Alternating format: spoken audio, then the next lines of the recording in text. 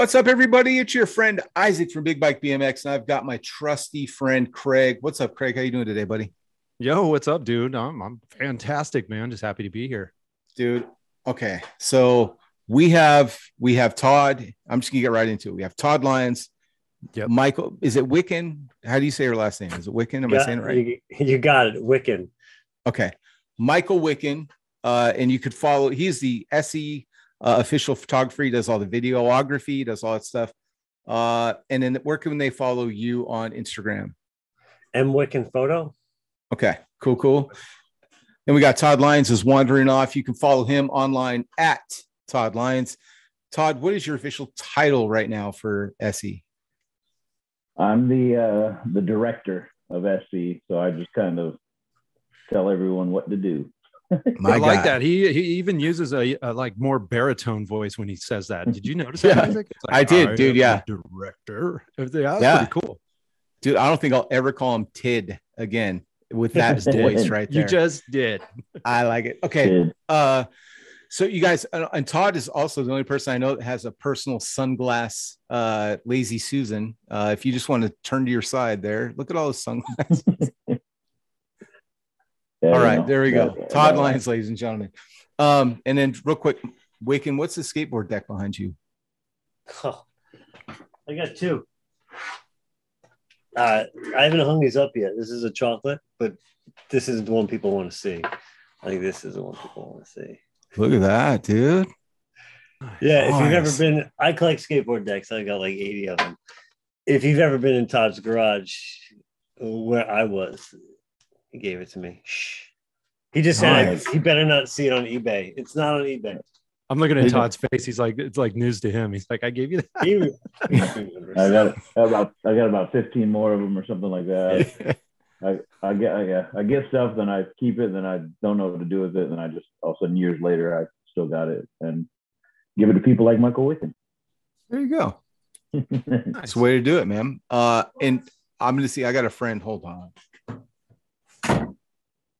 My kids are yelling downstairs. Someone's fighting over Fortnite. All right. One of my good friends who lives here, he's been on the show, Mike Hathcote, has a bowl in his backyard that he skates. He has his own like signature deck. I will send it to you, bro. It's pretty cool. It's an Arizona themed one, so it's kind of cool. Plus, it's a friend of mine, and I'm proud of him. So I got a ball around me here. That's sick, dude. I love it. All right. So the purpose of the interview today, the purpose of this conversation, Craig and I were talking, and we didn't go to the SoCal 3-day rideout this year. And so we figured, hey, man, what better source of truth than Todd Lyons? And then we have Wikan came on because basically journalism, right? So we got to make sure Todd doesn't, inflate anything that had happened. So Michael's basically the source of truth today. So that's going to be fun. So I want to find out, because basically here's the way I'm looking at this. Last year's 3-day rideout, it was just kind of a YOLO, just show up and let's see what happens. This year, now it's been a whole year, did it again, promoted it. And everyone that showed up knew exactly what they were getting into. They knew all about the hill bombs. They knew about the climbs. They knew about the route.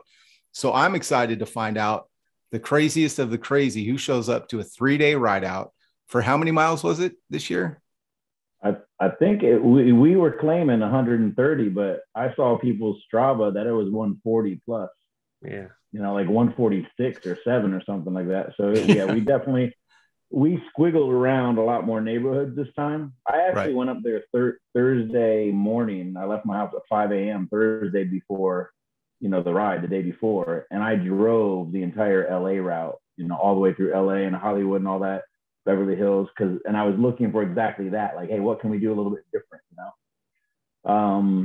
But before we get into any of that, I'll ask all three of you guys, do you know the history or where this SoCal BMX ride derived from, besides my brain? Wikan, I'll ask you third. I won't answer yet. Craig, do you have? I have what I had is a rumor or a gossip or what I remember hearing. I have something in my mind. Dude, I need to go last. Yeah, I need to go last. So Todd, let Wikan or Isaac go first. Isaac, go first. Mine's a guess. Mine, what I seem to remember is there was some talk of riding from LA to San Diego or LA to Mexico, something like that. And so that's where the inspiration for this happened. It was, that's in my head. Yeah. So whoa, give me a shot. I'm guessing, and we haven't talked about this, so okay. I'm guessing it comes from when you had the Fast Ripper prototype, and you did a ride. Yeah, exactly. Yep. Yeah, and is that what you were thinking, Craig? Well, I was thinking this was along the lines of kind of like what Isaac was saying when you rode to San Diego, and when you got there, it was like, well, let's just go to Mexico. And for some reason, you went to San Diego and then went into like Encinitas or somewhere. So was there any truth to anything either three of us said? Yeah, well, yeah, Craig, you're combining different memories. Yeah, that usually happens. Yeah. So almost, I guess, 4.5 or 5 years ago, quite a few years ago, I developed the Fast Ripper. And I received the prototype bike, and I think I can't remember if I had it in China before. I think I did get it in China and rode it in China. Then had the sample, then flew home with the bike, brought the bike home, and I had prototype stickers, on the frame, just SE Pro or just prototype. It was and I was like, man, this thing's built for speed and distance. And my cousin. Giovanni, actually not my cousin, my wife's cousin, so my cousin-in-law, step cousin, whatever it's called. Anyway, he lives in Canada, and he was coming out here for like a week and a half or something like that, and he had a few days to kill. So, and he loves doing like adventure cycling and stuff. So I was like, dude, hey, when you come out, I just got this bike. Let's ride from LA to San Diego.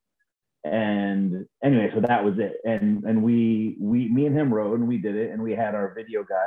It was a little bit pre-Wikan, we didn't send Wikan out here. There's another guy that's out here that met us in LA and then filmed us a little bit in LA, and then met us in like Orange County and Huntington Beach, and met us in like he would, during the 3-day ride, he met us a few places and filmed us. And then I filmed, obviously, my camera, and we put together a video. And that video actually got removed from YouTube because that video guy, he was using unauthorized music, and poof, one day the video is gone. There's pieces of it around somewhere, but anyway, so that was, and I was like, dude, and it was just me and one other guy, and we were riding. I mean, we went further because we went from LA and we finished in San Diego, and we were riding pitch black, dark lights, and it was funny because this guy's like, he's like an adventure cyclist, so he's got the backpacks and the straps and this and that and all kinds of stuff. And I didn't even have a backpack or water. I had nothing. I didn't have a water bottle on my bike. I was like, oh, let's go, and he couldn't believe it. He's like, dude, I can't believe, and we rode like, I think nearly 200 miles, over the 3 days. But anyway, I was like, man, I can't wait to do this with more people. I was like, I'm so excited to do, and then COVID happened and everything else and just got delayed. And I was like, man, anyway, so it was always in the back of my head. I was like, dude, I want to do that ride and just organize it and get a bunch of people to do it. And anyway, so that was the concept of it. And then go back about 1.5 years ago, we were finally ready to do it. I did posts and whatnot. Hey, SoCal BMX Ride, let's, we're going to do it. And then this is 2 Decembers ago, or yes. And COVID started really ramping up, where you're going to if you do anything in a group, you're going to get arrested, so like, fuck, so had to make another post, canceled, postponed. We're not going to do it. Then I was thinking, I was like, man, I still want to do it. I was like, I really want to do it, And so what I did was, then I hit up the SE crew, 6, 7, 8 riders of the crew that are out here in California. I'm like, hey, let's do it, but let's still do it. Let's go scout the route. And then boom, hashtag scout the route, and that's exactly what we did. And we scouted the route. We did it with a small group. It was only like, I think 8 of us, it was all the West Coast guys, Damon, Matt Rickard, Beach Mode, Felice, Santa Barbara, SE Familia. And so, yeah, so that's what we did. We did the exact route, and it was just a small crew of us. And we filmed it on our camera or on our cell phone and sent it to, Wikan and our other video guy, Mark Losi. and we put together a video, you know, and that was a kind of pre-hype. And then it was, and then once COVID started to die down 6 months later, you know, this about last May is when we did it, you know, the first one. And I thought about doing them. I was like, man, this is so fun. Let's do it a couple of times a year. Then the year just got away from us. And now we just did the second one.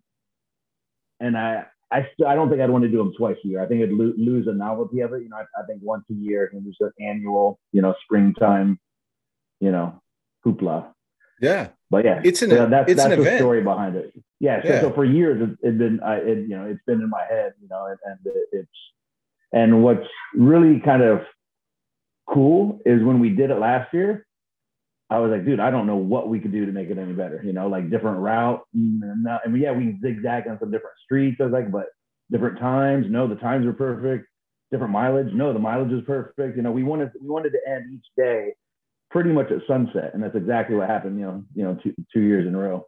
Hey, Wikan, so what was going on a couple of years ago or a year ago when the ride happened, the 3-day ride, it started out with Scout the Route. And then obviously it was like Todd said, it was like in some weird times where it was COVID. So, you know, didn't want to get in trouble with organizing something and gathering people and saying, hey, this is a SE sanctioned ride out or anything like that. So it was more like Todd basically just was like, hey guys, I'm doing this. If you want to come hang out with me, if you want to ride with me, you come on your own. We're just going to hang out.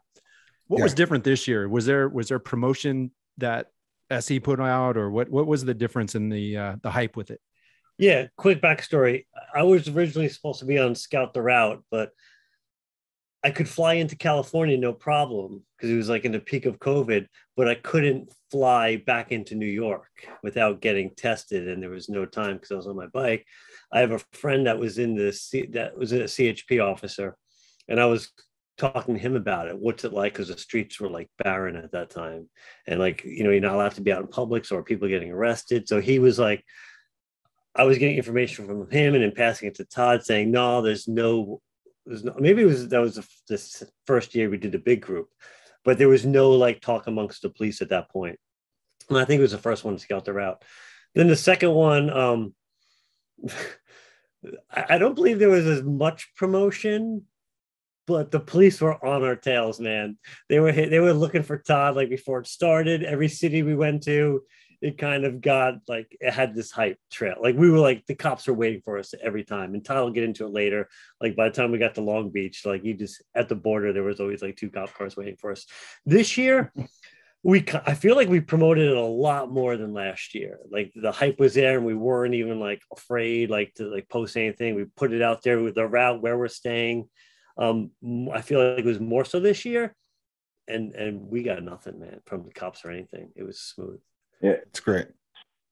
So last year there was a few different police departments that reached out before, you know, and they just said, hey, we heard you're doing a ride, you know, and we just want to know more about it. You know, please call Detective or Sergeant so-and-so, you know, and I was like, no, you know, and there was Long Beach, Palos Verdes, and there was another police. I can't remember the other police. Laguna Beach Police Department. Yeah. And they all three had just kind of heard about it, and they just said, hey, we just want to know more, you know, let us know. And I was like, well, you'll know when you know. You know? So but Long Beach, like that was, the Long Beach was the one where literally there's a bridge where you come over from Wilmington into Long Beach. And when we stopped to get everyone's own, there's a perfect for like sunset and photo or video real quick. All right, Long Beach, 2 more miles, you know, and 2 cop cars came up the bridge the other way. And then all of a sudden they went back. And then we went down, and as soon as we turned into like a kind of neighborhood-ish into Long Beach, they were just right there. And it was just, there was 2 cops on you know, motorcycles. It wasn't like a whole fleet of them, but that's where there's a pretty famous video kind of went viral with the police got up, you know, on the sidewalk and was hi. Police was on the sidewalk, you know, kind of, you know, telling them, and you hear over the loudspeaker, and he's saying to the guy on the bike, get off the sidewalk. And then all of a sudden, everyone on the ride was like, you get off the sidewalk, pig. You know, just funny. Anyway, and then he went to chase the guy on the bike. The guy hopped another sidewalk. And anyway, but last year was a bit more yeah, definitely a little bit more, police, where we saw them more. This year, not really at all, which kind of goes hand in hand when we were in New York the weekend before, and it was a pretty big ride in New York, hundreds and hundreds of guys. We were through Manhattan, through, everywhere through New York, and we barely even saw a cop the whole day, So yeah. I think police departments are kind of realizing, just back off, let this kind of go and happen, and really nothing happens. Yeah, and to jump on that, the second year with the Long Beach, on the opposite spectrum in Beverly Hills, we had the police department, and they couldn't have been cooler. Yeah. So yeah, it was, there's been zero issues, and let me first off say, when you were talking about like, oh, well, there's a lot more promoted this year, and SE really didn't promote it last year. It's not an SE ride at all. Like if you go back and look at social media and really go to SE, you're going to realize, like, look at the week and 2 weeks and 3 weeks and months before, there's not a single post about the ride, because it's not an SE ride. It's not a SE sanctioned anything. It's just a bunch of people going, doing this ride, and I think moving forward, I mean, it's got a life of its own. I think I'll always be involved with it, but I could probably not even do it one year and just, somebody else posts, hey, we're going to do the SoCal BMX ride, and it'll just happen. Yeah.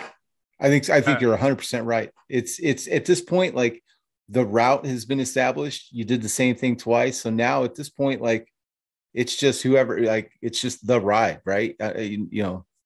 It's kind of cool that way, that it's like, it's not like an owned ride. Your idea is like, it won't be an owned ride. It's just like, it's our ride, right? Like it's. Yeah. And to talk about the route, like, the first year we did it, and the second year was, we added a couple more turns, but for the most part, it was identical route. There was nothing missing it was nothing that needed to be fixed. Like we're missing out on something.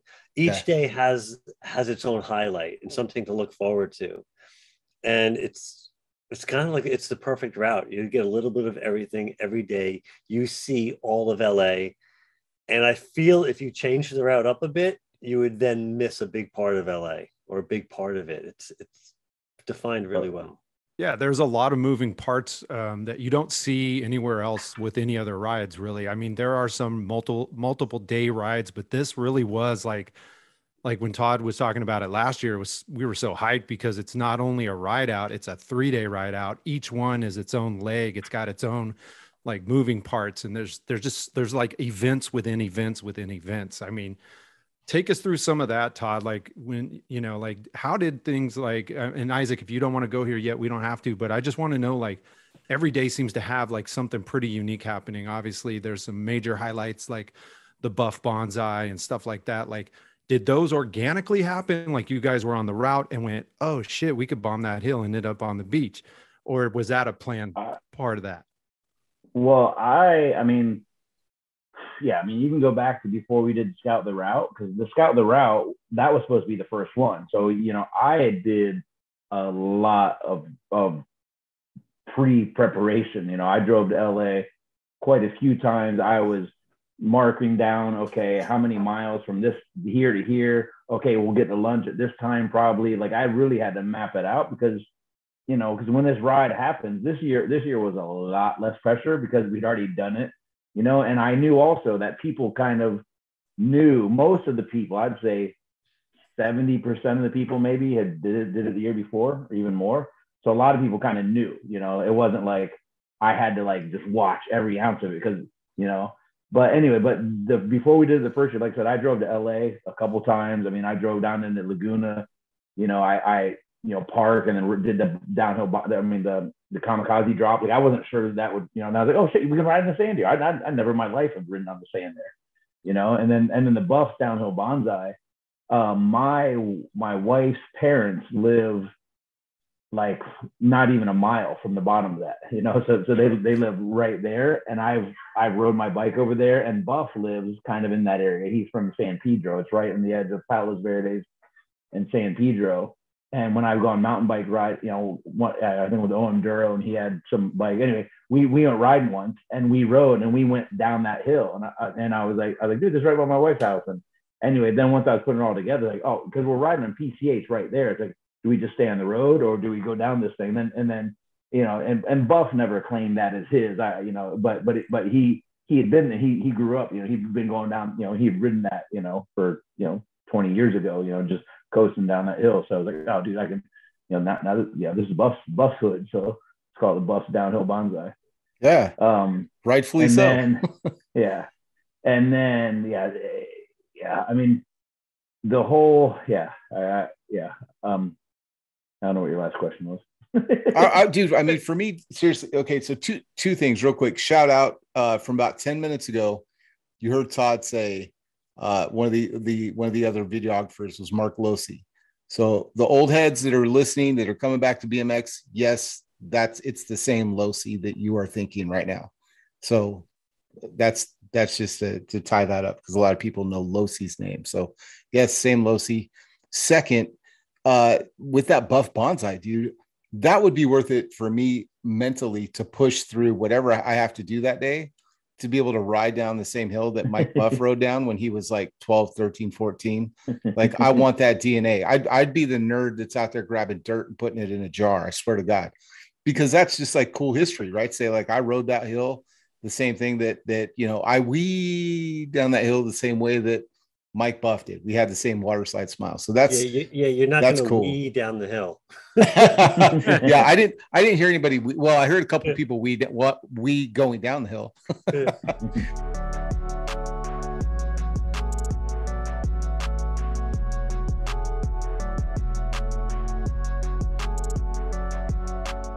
Okay, so let's start on day one. What is like day one? What's the highlights you see there? Beverly Hills.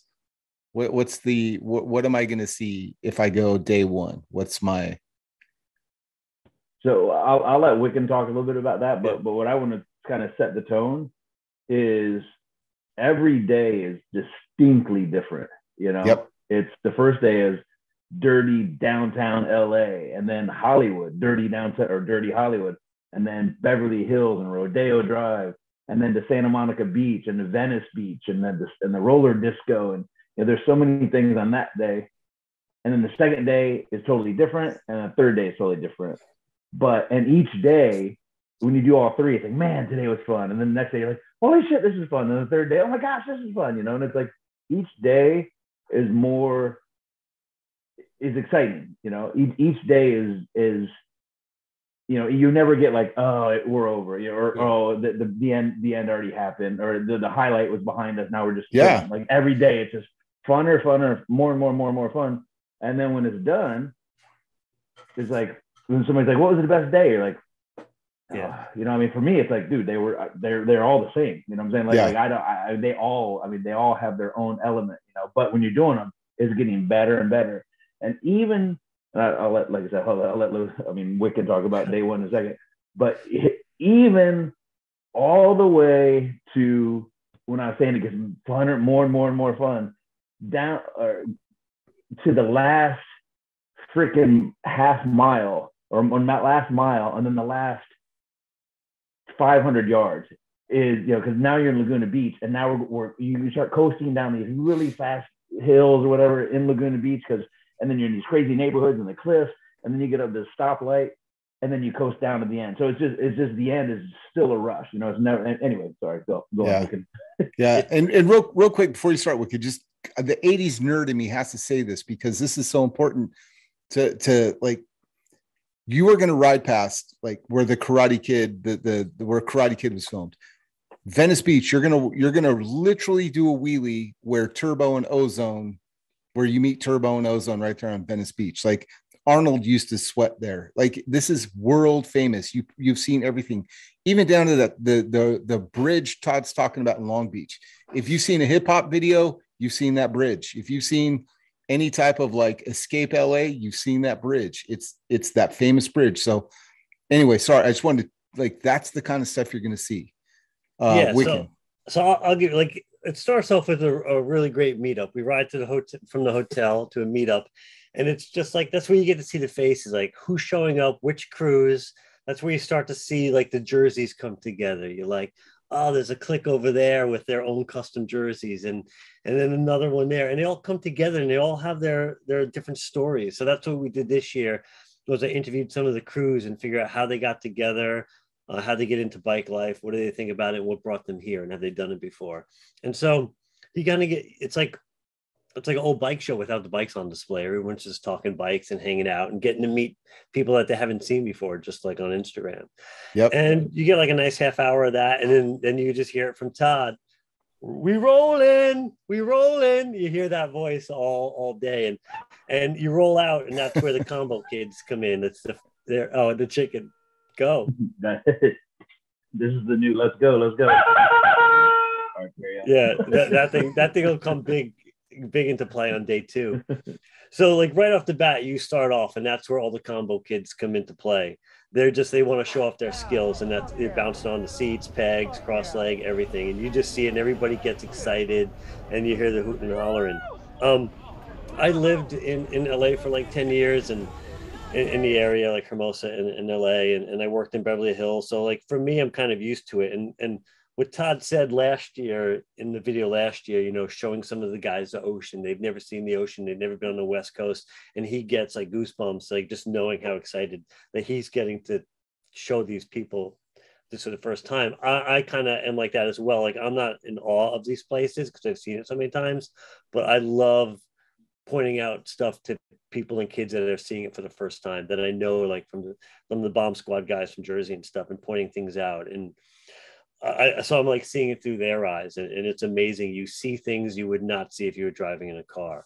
So like I said, so once we leave there, we hit the Graph Lab is one of we go through Skid Row and we hit the Graph Lab, which Todd can touch on. He picked the spot, and it's like one of like the first real stops where everybody gets to talk, regroup and talk a little bit. How'd you pick that spot, Todd?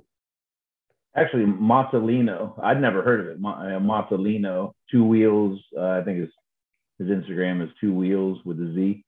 But his, he helped guide me through that first like leaving Union Station in downtown LA, through that little arts district, where all the graffiti walls, and then over to the Graph Lab, and then onto Venice Boulevard, and then back over to the Staples Center. Like he kind of routed me through LA last year, and then this year I kind of added some little zigzags. But that Graph Lab, it's just some graffiti place where I guess I don't know the whole concept of it, but I think you can go in there and graffiti the walls, and it's just a really unique looking place. Great background. They got a ledge for guys can jump off of like a loading dock, and it's just an awesome looking place, and we were probably there for a half hour or 45 minutes, and I've been on some normal just rideouts where you're like, come on, let's go. Why are we just sitting at this freaking 7-Eleven? Everyone's whatever, but on the SoCal BMX ride, we do stop, not a lot, but when we stop, we just chill because like, hey, we're in no rush, what I'm saying, because we're trying to spend all day out on the bikes. And we do have 40 to 50 miles to go each day, and it's like, oh, we don't want to do that in 3 hours. It's like, no, we want to start at 9:30 or 10 and finish at 6 p.m. But nobody, like when we stopped for lunch each day, it was like an hour and a half stop, because it's like stop, relax, go get food, come sit in the park, hang out. Or the third day we're at Huntington Beach Pier. We were there for over 2 hours, but It's a beautiful Sunday. People are out, girls in bikinis, surfers, music. It was perfect. I love that stuff, dude. I'll be honest with you, man. When it comes to rideouts, like if I look back and say Santa Cruz, right? Santa Cruz last year, it hasn't even been a year. If I think about Santa Cruz, my first initial thoughts are the stop where I ran into you at the park. The second stop, I remember the first stop when we stopped in at that park. I guess it was 2 parks, but there was a neighborhood park, and then there was that one big park by the marina, the second stop that we had. Like, I remember sitting around talking to people and like hanging out. And that was 2 of the highlights were when we stopped and hung out, because you got to kind of wheel around, see everyone, we're hanging out. And all of a sudden Dick Cheeseburger pulls by, you know what I mean? That was the first time I'd met him in person. And so it's like, you just standing around, you are going to meet your friends. Like this year, like you had said, Harry Smith, dude, like the mayor of like Facebook big bikes, everybody's best friend, came out from Kentucky, right? And rode this thing. So like, it's your time to meet all your friends. It's like summer camp every year. This is turning into, it's going to be summer camp for like bike nerds. We're all just going to show up and be like, summertime, we go to the 3-day ride, right? I'm going to go look at sites. That's what it is. It's summer camp. So what as far as like, what do you think are like the highlight stops on day one? What do you think are like the highlight stops and like the coolest stuff you're going to see, like the landmark stuff? Like, do you like Cecil Hotel? Did you guys go by the Cecil Hotel? No. Down by Skid Row? That would have been, dude, that would have been sick. Yeah. It's like day one is like everybody, you're building relationships and like getting their bearings in order, feeling out the pace, and just seeing like the cool, seeing the Man's Chinese Theater. Last year we did a loop around it twice, and so as I'm filming it, I'm aware of the sites that are coming up. So I'll try to get the group together. So I'm like, all right, Man's Chinese Theater is coming up. SE team, crew up, raise the wheel, and I try to get in front of them and get them wheeling past it. So I try to like make sure that's in the background of all the shots. But then we hit the park. But what else? We got Beverly Hills. You got the Hollywood Man's Chinese, and then Rodeo. I mean, we got in front of the Beverly Hills sign, right on Santa Monica Boulevard. And then world famous. Yeah, we went down Rodeo Drive. I think twice. I think we zigzagged and came down it twice. Or Wikan. What I forgot. You need a name tag, dude. When we coasted into that Will Rogers Park, that triangle park where we stopped and then we took off right away. But the Beverly Hills Hotel was right there on Sunset Boulevard, and we basically crossed over Sunset Boulevard. And then we got to the park, and I turned around, I was like, "Oh shoot!" We came up from the back of it. It's like, "Oh, that'd have been a perfect, let's just mob the intersection and get a photo or video of us in front of the Beverly, because that's world famous, obviously, hotel." But that kind of goes with the theme. It's like, dude, you're riding by, and all of a sudden we're going by the, Whiskey A Go Go, and I think the Troubadour or whatever, I can't remember, but the other famous, on Viper the Sunset Room Strip. Viper Room, yeah.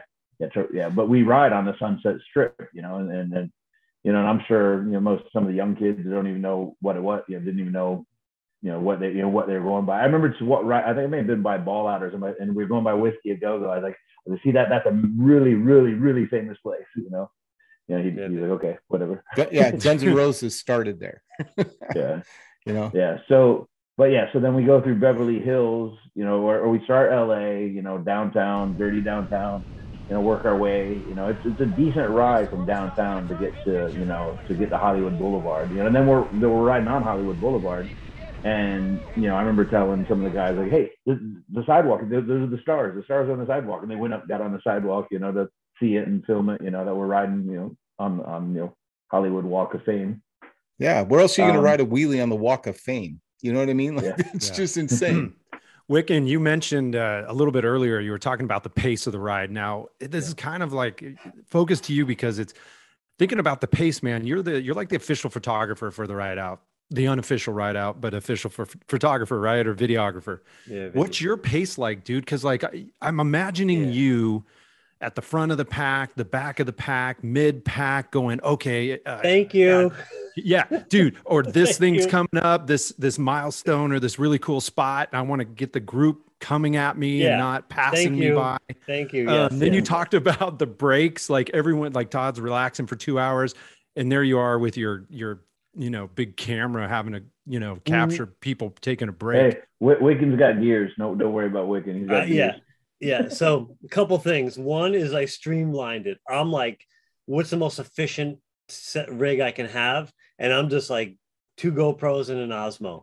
Whatever I could fit into like the D-Block's little shoulder fanny pack thing is what I brought on this trip. The lighter, the better. So the pace. I want Todd to hear this. I'm working the entire time. Todd was like, I don't want you to film so much this time because we did the 90-minute version last year. Let's do like shorter videos. Let's film like this. We'll focus on doing J Miles edit and we'll do this. But once I'm there, I'm in work mode. So if I'm not filming, I feel guilty. So I just film everything anyway.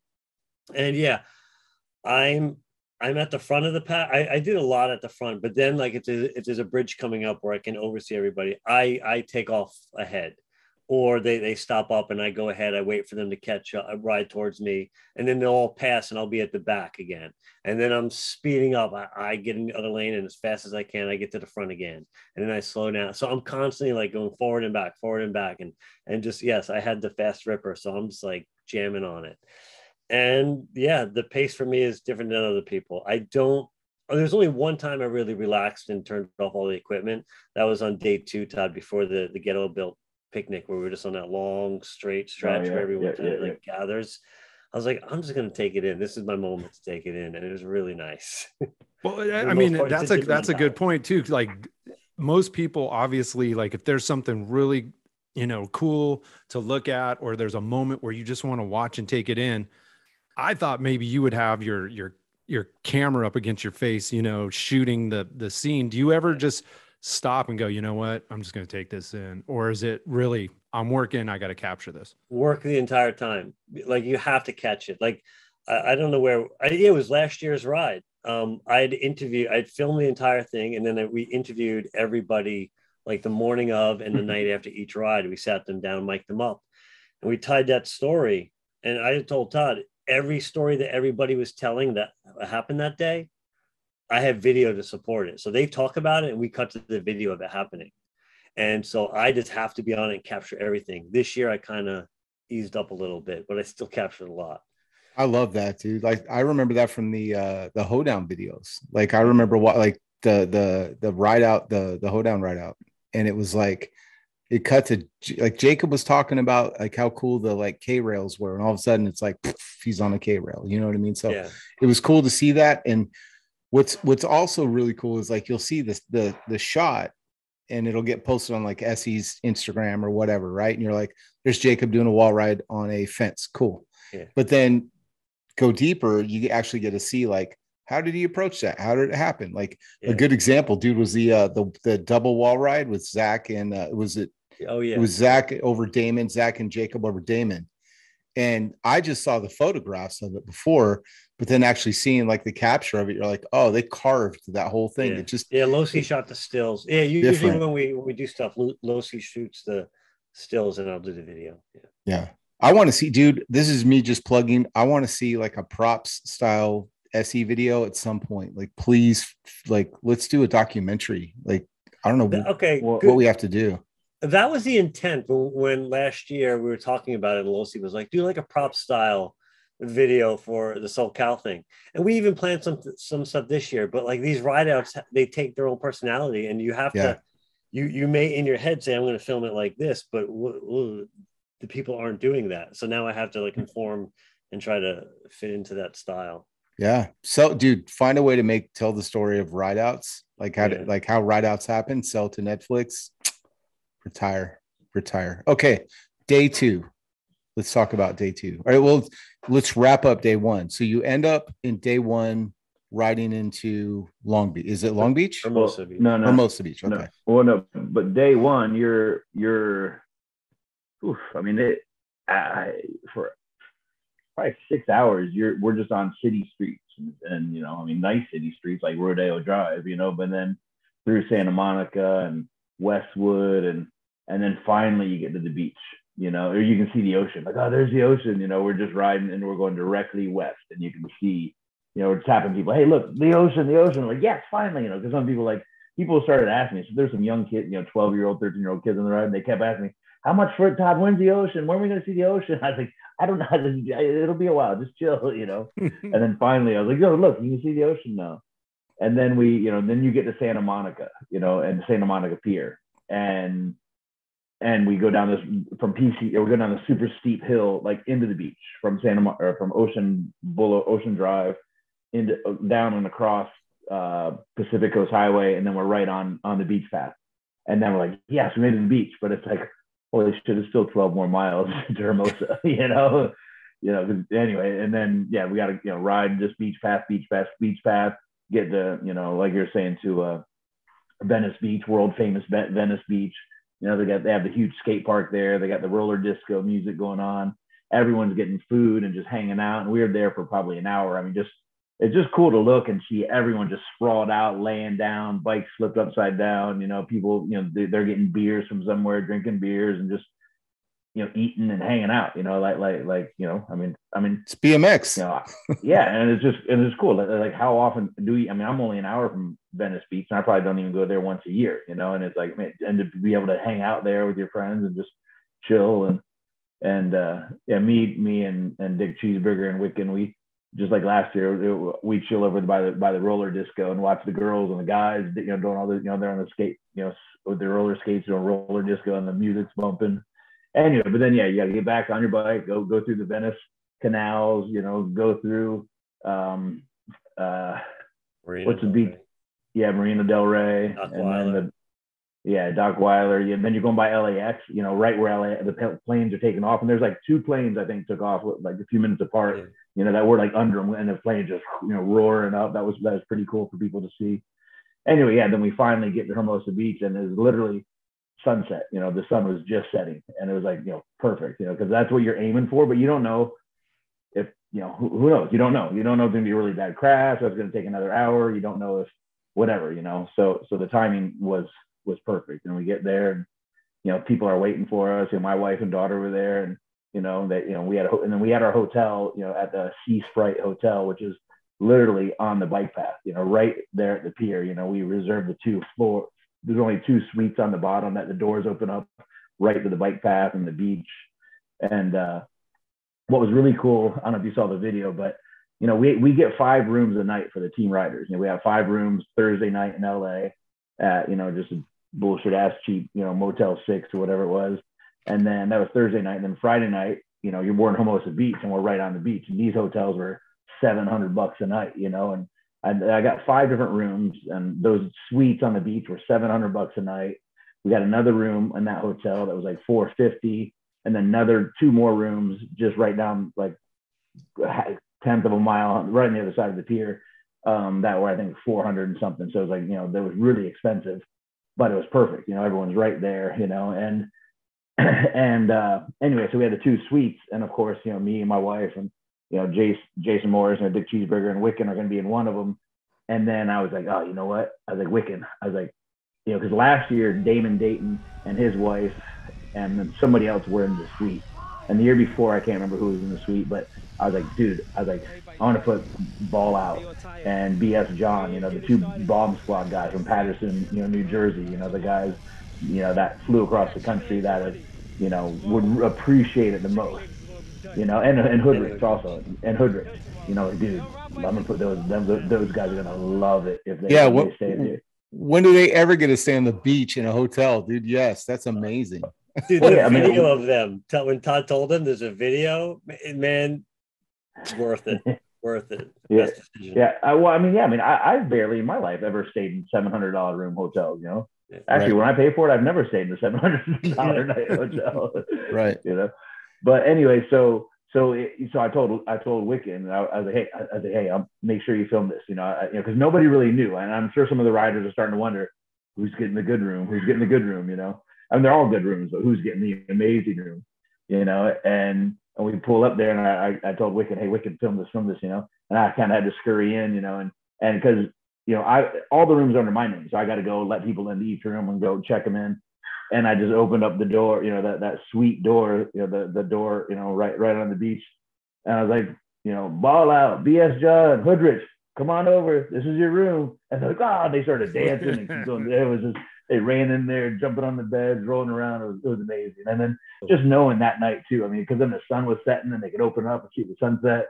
And then even like the next morning after I woke them up with the chickens, you know, just thinking that they're being able to just be there, like, man, this is the life, you know, right on the beach, you know. So, yeah. That was rad. Yeah, I took them out on the. Awesome. I took them out on the pier. We were right by the pier. That's the town I lived in for a long time, so I knew it well. I took them out on the pier, and Hoodrich is watching people surf, and then the dolphins are coming by, and he's like, "Oh, what are they doing in the water with the dolphins?" You know, I'm like, "The dolphins are okay," but just to see them be out there watching dolphins and just taking it all in, it's not an everyday thing for them for sure. Yeah, really that's awesome. I love that. All right, so that wraps basically day 1. Yeah. What time are you starting on day 2? 9:30 Saturday. Well, we have. I mean, each day it says 9:30 rollout, but no, we're not good. I think we're an hour late on day 2. Which is fine. But people just start filtering in, and we're right there. And everyone's coming to our hotel, because right now on the bike path. And by the time we left, there were so many people that then the police were actually, I think they're like, clear the path. It was like, all right, let's go. But yeah, there was a lot of people leaving day 2. And then day 2 in that morning, that's when Mike Buff and Perry Kramer showed up as well. So like, oh, cool. Buff and Perry are coming with us on this, because they Perry grew up in that area as well, so they get a kick out of it. This is the day the chicken comes into play. This is like where it makes chicken comes out. The chicken. I know you guys just rode like 50 miles, but between Isaac, man, check this out, dude. Between day 1 and day 2, right? After you just did 50 miles plus all the, you eat dinner, you're having good food, you get drinks, whatever. You guys getting any sleep? I mean, what's the night festivities like in these things? I mean, I'm sure there's stuff Wikan's already like, let me tell you, bro. Wikan, what's night festivities like, bro? Did you get any sleep? Yeah. I'm always yelling and cranky because I'm like, guys, I'm working. And then Buff is and Mike Buff's at the next table calling me a girl the whole night, and then ordering me like shots of tequila and just making fun of me. And yeah, no one's drinking like out of hand, but there's a couple of shots. But yeah. And you're from the East Coast, so like 9 o'clock is midnight for you. Yeah. So let's just be real. Yeah. All right, Wikan was up at like 4 a.m. each morning. Oh yeah, I was stupid guy. Yeah. 2 things I want to touch on. Well, one is like Todd mentioned it before, is the lack of water bottles. When these road bikers go, they like the road bikes, they load up with their bike with all water bottles all over the place. None of that here. There's no water to be had. You're gonna ride to the next stop, and that might have hurt somebody in Santa Monica on day 1 of our team. But no, I'm not dropping any names. It was Felice.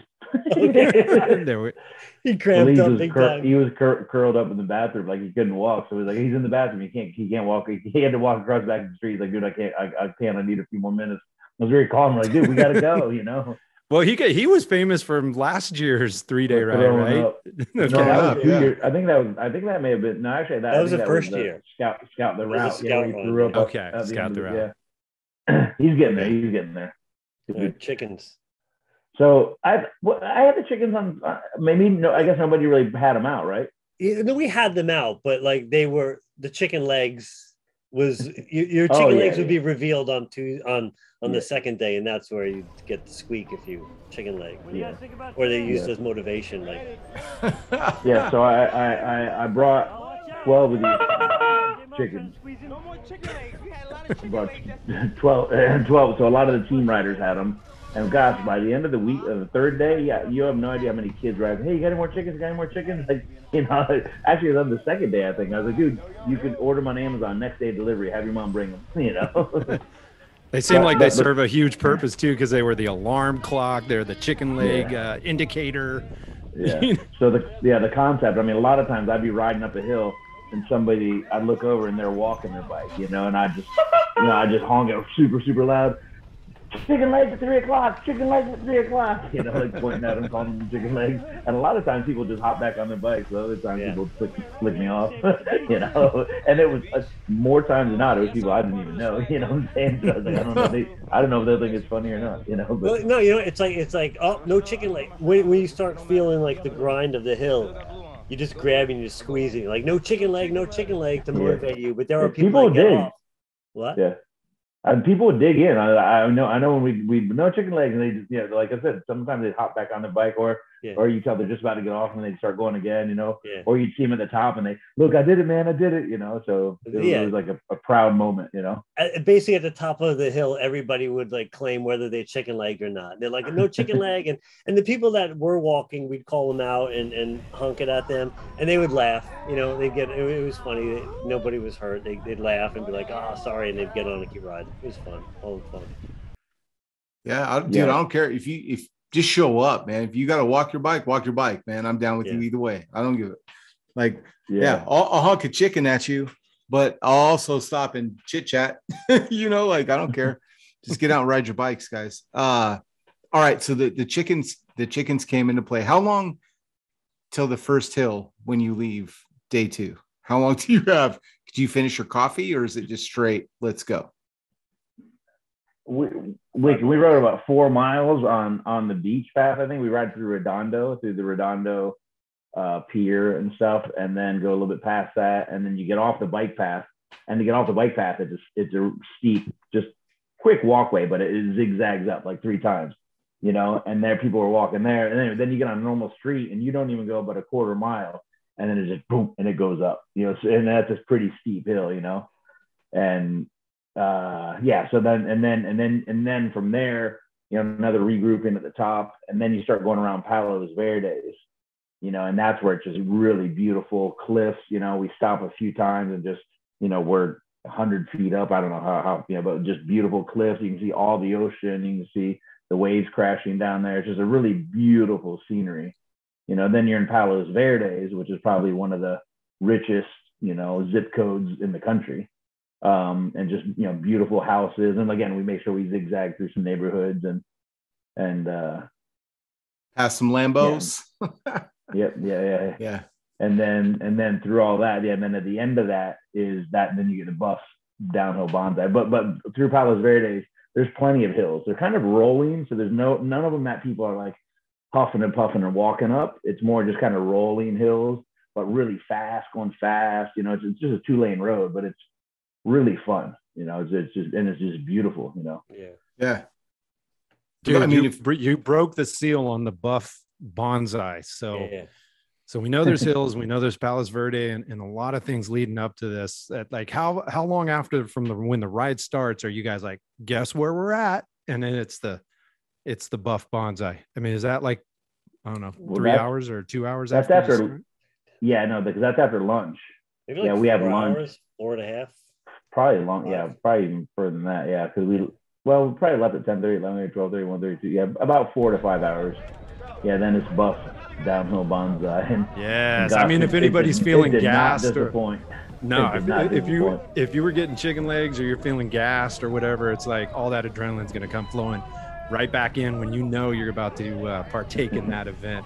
Tell us about this year's buff bonsai. Give us some key highlights. Wikan. I think it was more exciting this year. Like I don't know, people had bigger balls because they did it last year and they thought, I got this, you know, but it was more, it seemed crazier this year. Yeah. I don't know. I feel like last year had more crashes, but this year had more like hard, like was focused on like harder impact. Like people had the courage, like, yeah, I've done this, I can go a little faster. And then they paid the price. And there was some flip over bars. It might've been a knockout, broken bones or 2. So if you don't do the bonsai, is there a way to catch back up with the group, or does everybody have to go down it? And then some people just send it, and then some people walk it. What's the deal with it?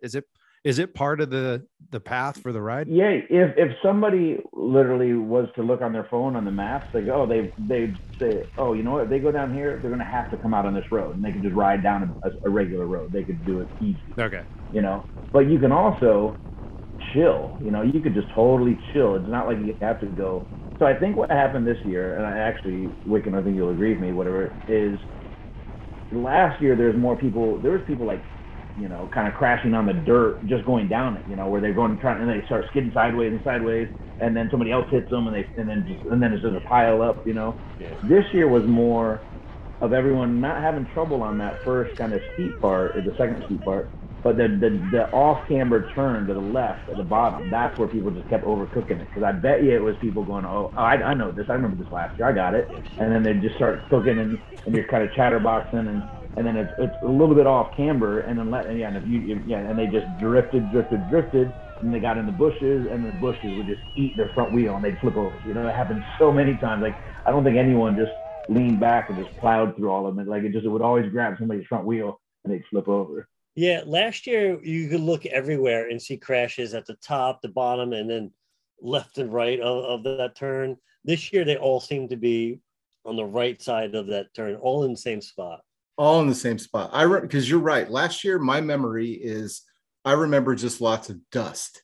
Yeah. Like there was just like, you'd see skidding and you'd see squirrely and you just see the just chaos. That's the only way. You just kind of like, this is nuts. This year, it was like, it seemed like you got this until you don't have this. And you just, it was exactly what Todd just described. Like you're watching someone and you're like, okay, what am I waiting for? You know, there's a bail, but you're like, where, at what point? Cause it doesn't look squirrely.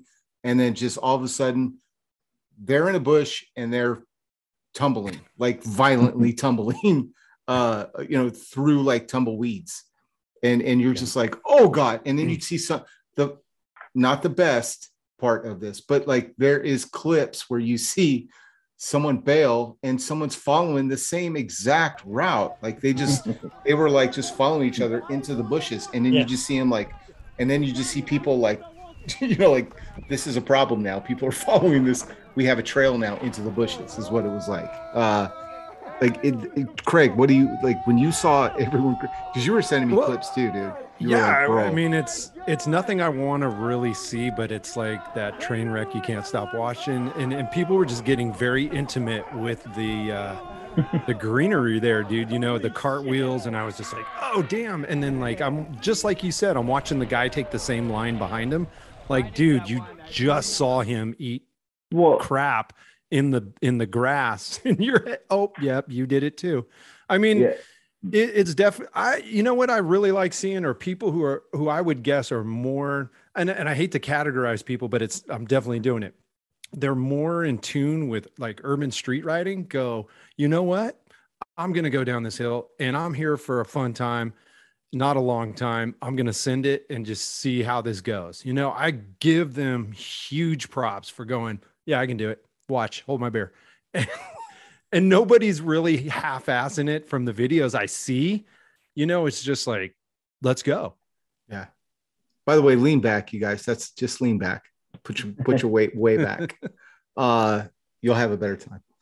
But yeah, it is like that. You'll just see someone that's like just their weight is kind of forward, and you're like, it's just one of those things like you want to coach them through, like because you could see it happening, right? Exactly what Todd was talking about, where they start bouncing and you see their eyes get bigger, and it's that like come to Jesus moment where you're like, okay, and it's that realization like this, I'm gonna fall. Where do I fall? And you just see him head over to like, well, there's dirt and there's tumbleweeds. I'm going tumbleweed. And it makes for great content, dude. I mean, like when Wikan or whoever puts the clips together with the music, kind of like the Benny Hill. Yeah, it's like a Benny Hill thing. It's just like, okay, you guys made it really entertaining. Yeah. What I know, go on. No, I was going to lead into yours. Well, I was going to say what I noticed this year was there was a shitload of people at the bottom that they got to the bottom and then turned around and just watched. They like because they knew what was what was going to happen. Last year, I mean, definitely people crashed last year, but last year a lot of time, I mean, I got to the end. I think I don't know if I did an interview with you last year, but I totally remember saying this last year where I got to the bottom and I'm like, because I was nervous, somebody's going to overcook it at the very, very bottom and then go over the cliff down 80 feet into the ocean. And we'll never see that girl was going to last year. Oh yeah. Yes. Yeah. So I was just, that's right. Yeah. I was nervous. Like last year I got bombed. Like I'm out. I'm going, I'm on for the next stop, like I didn't want nothing to do with watching anyone. Like I literally was nervous, because again, that was the first year and a lot of unknowns and unexpected stuff. This year, when I got to the bottom, which is, I went faster this year, Wikan or Jason Morris, big cheeseburger. He was making fun of me last year. Anyway, I made it a point to go fast this year. I even passed Lars Young on the turn. That was fun. But anyway, but I got to the bottom, and then it was like, and there were so many people down there watching. Then I turned around and I just watched. And then I was filming actually people also, and it was like everyone just wanted to stick around this time and watch people come down because it was chaos. And the one guy that did crash, got bad. It was a younger, 15, 16-year-old guy. He broke his collarbone. Which that's number one break on a BMX bike. But whatever, that's just standard operating procedure on a bike. But he was knocked out, and when he first crashed, there was one guy slipped, another guy slipped, another guy. It was like the crash wasn't horrific, but people ran over. They're like, they're like, he's out, medic, is there a medic here? He's unconscious. And I was like, oh my God, I was like, and then like 20 seconds later, he's still out. Is there any medic? And then I was like, oh God, this is getting real now, And anyway, he obviously came to, soon after, and walked it off, and holding himself like, oh man, he probably broke his collarbone, and he did. But then once we got out of there and onto the regular street, where we all kind of met up again, I saw him driving out of there with the lady driving him, and it could have been his mom or somebody. So his mom was there following the ride or whatever, got him to the hospital. He showed up the next day, so he was all good. Yeah, I didn't even know he got hurt. To be honest with you, I didn't know he got hurt until he was commenting, going like, I broke my collarbone. And then I saw like video of him like, with his sling doing the like thumbs up with the crew like that night. He's like, I think he met you guys for dinner. But yeah, I think that's rad. He came out the next day. I mean, yeah, props to that kid, man. Good for you. Yeah.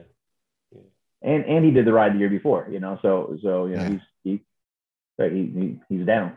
Yeah, I will say, Todd. Last year, Todd was right.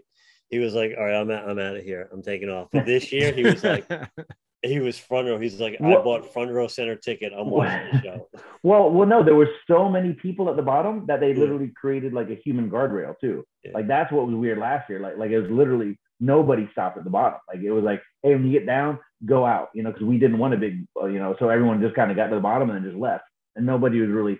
Not that many people at all stopped to turn around and watch everyone. And that left that literally there is a small guardrail. And if you really, really went fast and your brakes weren't working, you could go over that cliff, and die. Yeah. But anyway, so this year it was, I felt like, and I came down there pretty fast. So that was kind of fun right at the end to kind of skid through it all. And there was literally a wall of people that was like a human guardrail. So like, I was like, oh good, nobody's going to die here, so I wasn't nervous. Oh, right. I was nervous last year. Let's start off by saying, Buff and PK were the one to charge the hill first. They went down first? Yeah, they went down first, and they went pretty quick. Yeah, they wanted to be at the bottom. They wanted to be at the bottom and watch everything, so they just like took off first. Dude, that alone would be just like again back to like you're riding the same route. Yeah, or you're bombing the hill that Buff did when he was a kid. And then you get to watch him and PK bomb that hill, dude. Where else are you going to see that with your own two eyes? Yeah. And I think they were kind of racing each other, weren't they, Wikan?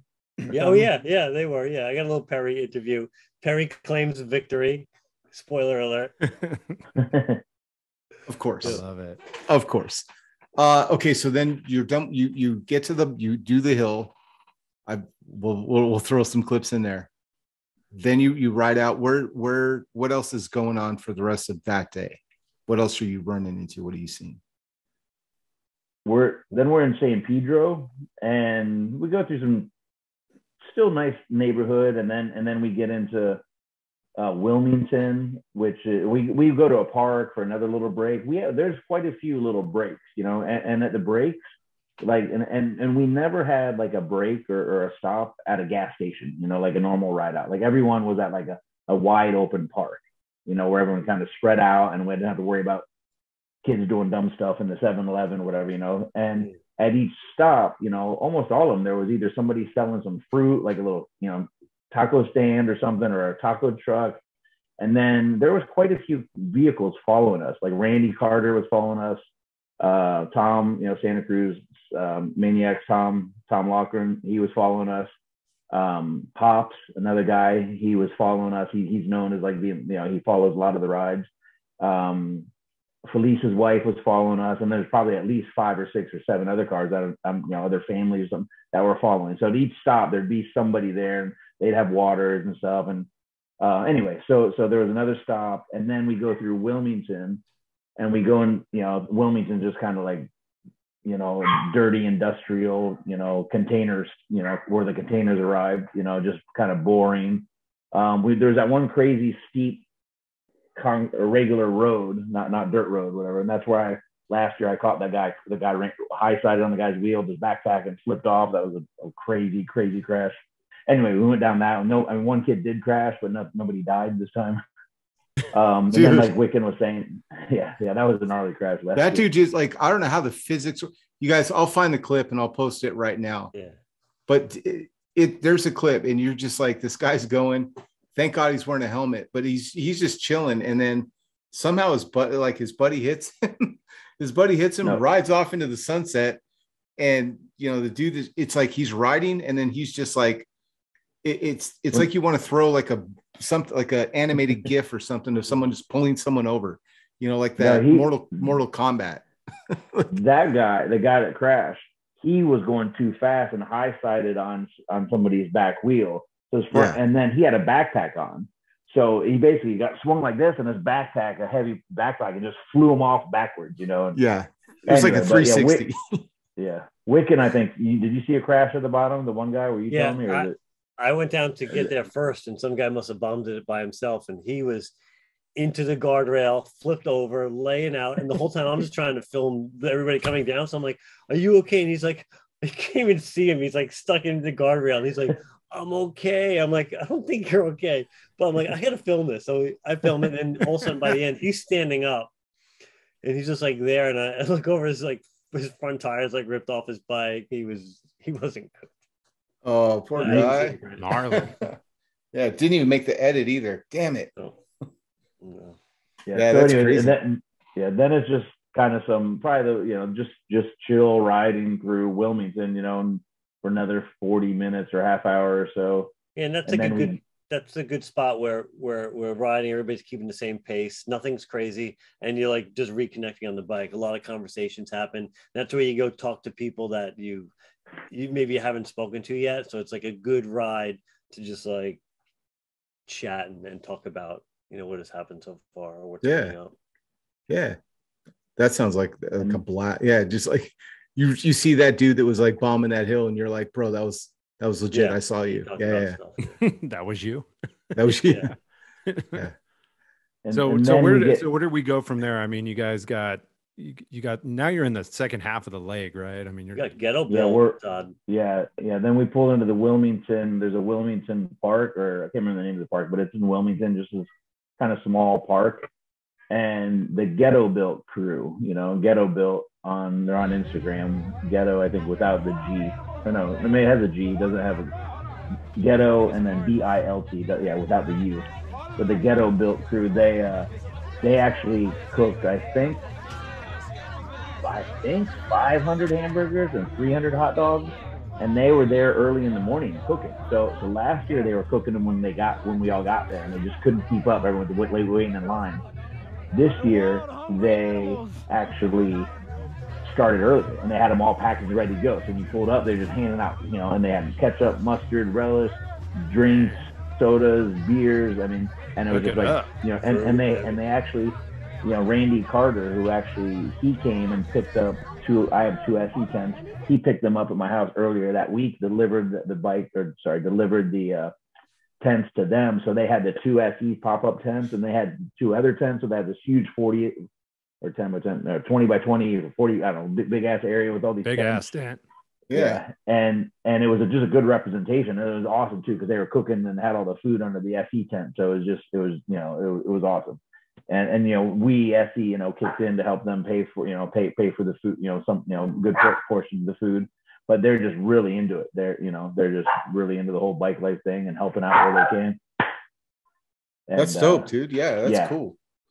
I mean, just being someone from out of town to like, because you don't know the route. If I would have went and I don't know where the next stop is, and then all of a sudden you pull up, there's a park and you see food, or you smell food and you see an SE tent, man, that's dope, dude. I'd be into that. Go. That would be really cool. Yeah. Yeah. And then you know what else too? Like Todd and Wikan were saying earlier, Isaac, there was like literally no one's drinking water. At least they're not getting it until the stop. Yeah. Right. I'm going to assume they probably didn't have much food. You know, you're not, you know, I'm sure people bring power bars and all that, but get a good hamburger and hot dog, you know, right under the tent there. You know, people are eating, you know, they're getting some calories, some carbs in, and, you know, get through the rest of the day.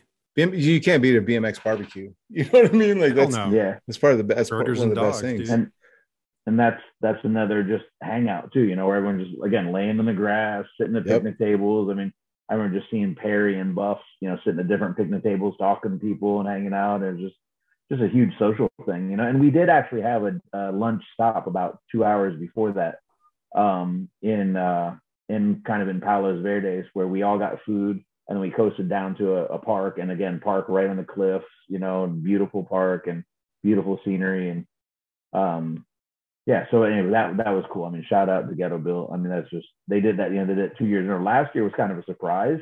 I think they reached out and said they were going to do it, and I wasn't sure exactly what they were going to do. I was like, yeah, we're going to ride right by there, you know. And then I was well impressed. So this year I hit them up early and said, hey, you guys are down to do that again? We'd love you to do that, you know, and we'll kick in and, you know, pay for, you know, a few $100, $300 or $400 of the, you know, the food and whatnot, and you know, help out. That's dope, dude. Super cool. And so after that, you're done. You eat at the park, and then how much more is left on day 2 at that point? Is that the end of day 2, or is that? No. It was either 6 or 9 more miles. I think 6 more miles, 6 or 7 to get into to finish in Long Beach. And, you know, then we're kind of riding through Wilmington again, just kind of one street, you know, or a couple different streets, kind of industrial, no houses, you know. Some of those famous bridges, you know, that you know have, you know, cool scenery, and, you know, we just stop and take over the whole bridge, and, you know, yeah, that's cool. Yeah, fun videos, and then this time we rolled into Long Beach, and we're like, no cops. You know, we thought the cops. Day 2. We thought it was going to happen, and there's no cops. You know, because they're like, man, remember last year we pulled in, as soon as we crossed the city line, boom, the cops are right there, and this time they weren't. And then we rode, and what we did a little bit different this time, when we got into Long Beach, we actually went, there's this lighthouse in downtown Long Beach, and it's on this grass hill, and you can see it's really beautiful right there. So we went there and hung out there for probably 45 minutes, you know, and we're like a third of a mile from the stop of where the ride ends. You know, it's like the ride's going to end right there, but, you know, we didn't get there. You know, we hung out there, but it was super cool because Wikan can talk to it in a second, but we're at the top, and there's this grass. You know, the grass hill goes down, then there's sidewalk, and then it goes down again. And yeah, we can tell them some of the. Yeah, people, you know, first they were just going straight down, hitting the second jump and hitting the first ledge and just like bunny hopping as far as they can. And then you got some speed, and you have to hit your brakes, otherwise you're going in the water. And so then people got their tricks. Mike, I don't know, I think that's the name. He came out from New York. He does this trick where he sits on his handlebars, but puts one hand on his seat and his brake, and he bombs hills, just goes in and out of traffic, bike traffic, passing everybody. He did that, you know, and he went fast down the 2 hills, slams his brakes, and just skids like inches before the water. People. But hold up a second. But he's skidding, so he's sitting on his handlebars. He's got his left hand on his handlebar. No, he's got his left hand on his seat. So he's sitting on the bars. You know, his feet are dangling by the dropouts. You know, he reaches back, and he's got his hand on the seat, and then he's got his other hand on the brakes. And he's laying back, not sitting up. Well, no, but he's sitting on his bar. Yeah. So he's sitting on his bars, but he is kind of leaning back, like his own, you know, like his body weight, like he's in a recliner. Yeah. Anyway, so when he's going down the hill, he goes down to one hill, and then he's got to hit his brakes, and he's hitting his brakes, and there's no weight on the back, you know, on his back wheel, you know. Oh, yeah. So he hits his brakes, and the back wheel locks up. So then he's like fishtailing, and he's like sitting, like he's sitting on his handlebars, his back end is fishtailing, he's like sideways, you know, and he did it. The person was like, oh my God, you know, and then he did it again, and then again, and he went faster and faster, and every time he'd squirt, and then he'd be fine. And it was like, holy shit, he's under, like it looks out of control. Dude, that's so crazy. Wikan, when you're out there, bro, like with all the team riders that are there, you know, it's like, I want to capture team riders, get some good footage of them. Is there anyone that was there from the team that you find the most challenging to take video of? I mean, is there somebody's riding style where you're like, damn, you're all over the place, I can't get good positioning on you? Like, who's the most challenging, or what is your biggest challenge while filming the team? Great question. You want me to answer that? Yes. It's like saying, who's your favorite child, but go. No, I think you're asking who's the worst child. My favorite child? Oh, like I'll go with my favorite child. Who's the easiest? Man, you take Ball Out and Dell, and they are just like, they talk to the camera. they're jumping around all over the place. Todd has this saying, before the ride out. So you want to be in a video. If you don't see the cameraman's not seeing you. And those guys turn it up. As soon as I put the camera on them, it's go. Like, I'm like, all right, I'm going to get a highlight reel. So those guys, no problem. I'm not going to talk about who the challenging people. You don't have to say, well, okay, there's got to be challenges where you're like, dude, I cannot either get the angle on this person. I mean, there's those challenges, right? Like, what's your biggest challenge when you're capturing someone who isn't the easiest to get that video of, that it's like, dude, I got to get footage of you. This isn't easy. There's a couple of, then they try too hard, or they want to get on film, and so they try to go a little crazy. They get a little adrenaline going, and they do stuff that they might not make it, and they always drop the wheel. And I was like, shit. Like, can I curse here? I'm like, yeah. I'm like, don't drop the wheel, man. I can't use the footage. Like, at least go past me and then drop it. I get that a lot, and it's like, oh no, I'd rather just focus on consistency right now. But everybody I get wants to get that money shot, and I'm just thinking, like, because like everybody brings, it seems like a different, unique style. You talk about ball out, you talk about hood rich, you talk about all these guys. It's like you almost have to know them intimately, their riding style, right? Yes. Okay, so I'll answer to that question. Yes, D blocks is the easiest and the hardest person to film. So you have to know his personality. You have to wait for the cues. Okay. I can tell what mood he's in. Like, I just like worked with these guys on a separate film with D blocks, and they were like, we don't know how to film them. So I went there and like directed this chapter of the film working with D blocks. And I was like, wait for the cues. And then I had to tell him, go. And you can't force him. You can't tell him, raise your wheel up and go crazy. If he doesn't feel it, he's not going to do it. And so when we're just riding in a pack like this, I'll get the camera on him, and I'll know right off the bat, I'm like, he's not going to do it. I turn it off. And then I wait for the cues. You hear the sounds, you see it in his eyes, and I'm like, all right, it's go time. And a couple of years ago, he would get that look, and I would get the camera on him, and he would just take off. I couldn't even keep up with him. I'm like, how is he doing this? I'm on two wheels, and I couldn't catch him. Now I've kind of worked it out a bit. And so he's the most difficult if you don't know him. But when you know him, you can get to good footage, and you can follow him. Yeah. I think there's so many different challenges. Like I look at knowing like the way that someone looks at obstacles. Like I think of like, when I was riding, street riding was just starting, and it was like we were all just kind of looking at sidewalks and stuff like that. So like watching someone do street riding would be hard, because you're just like, oh, they're over here, they're over there. But I just can't imagine how you the stuff you capture is pretty incredible. It's pretty on point. What's your best advice for filming during a ride out? If you could give one little nugget of like, what's the best way to do that? Yeah, to touch on what you said really quick about like on the ride out, like you have to look ahead and know the rider's personalities. So there's so many spots on this ride out that I'm like, oh, Santos. I'm like, oh, he's at home with a broken foot, and he's not here. But I always call it out, and he calls me a jerkhead because then he crashes. If he crashes, then I'm to blame. But I would say like on the ride out like this, like the long ones, it goes against everything you're taught in photography school, right? In terms of like, if you want to capture everything, like Lance is on there, he's got his flash and he's having pictures, and that's his focus, but he's getting one style. He's got the flash, the straight on strobe, and he's hitting the thing. And that's it. You can't have two lights unless you have somebody else on the bike. So you're getting that. So I streamlined mine down to capture how I'm going to film it, capturing short clips, capturing the action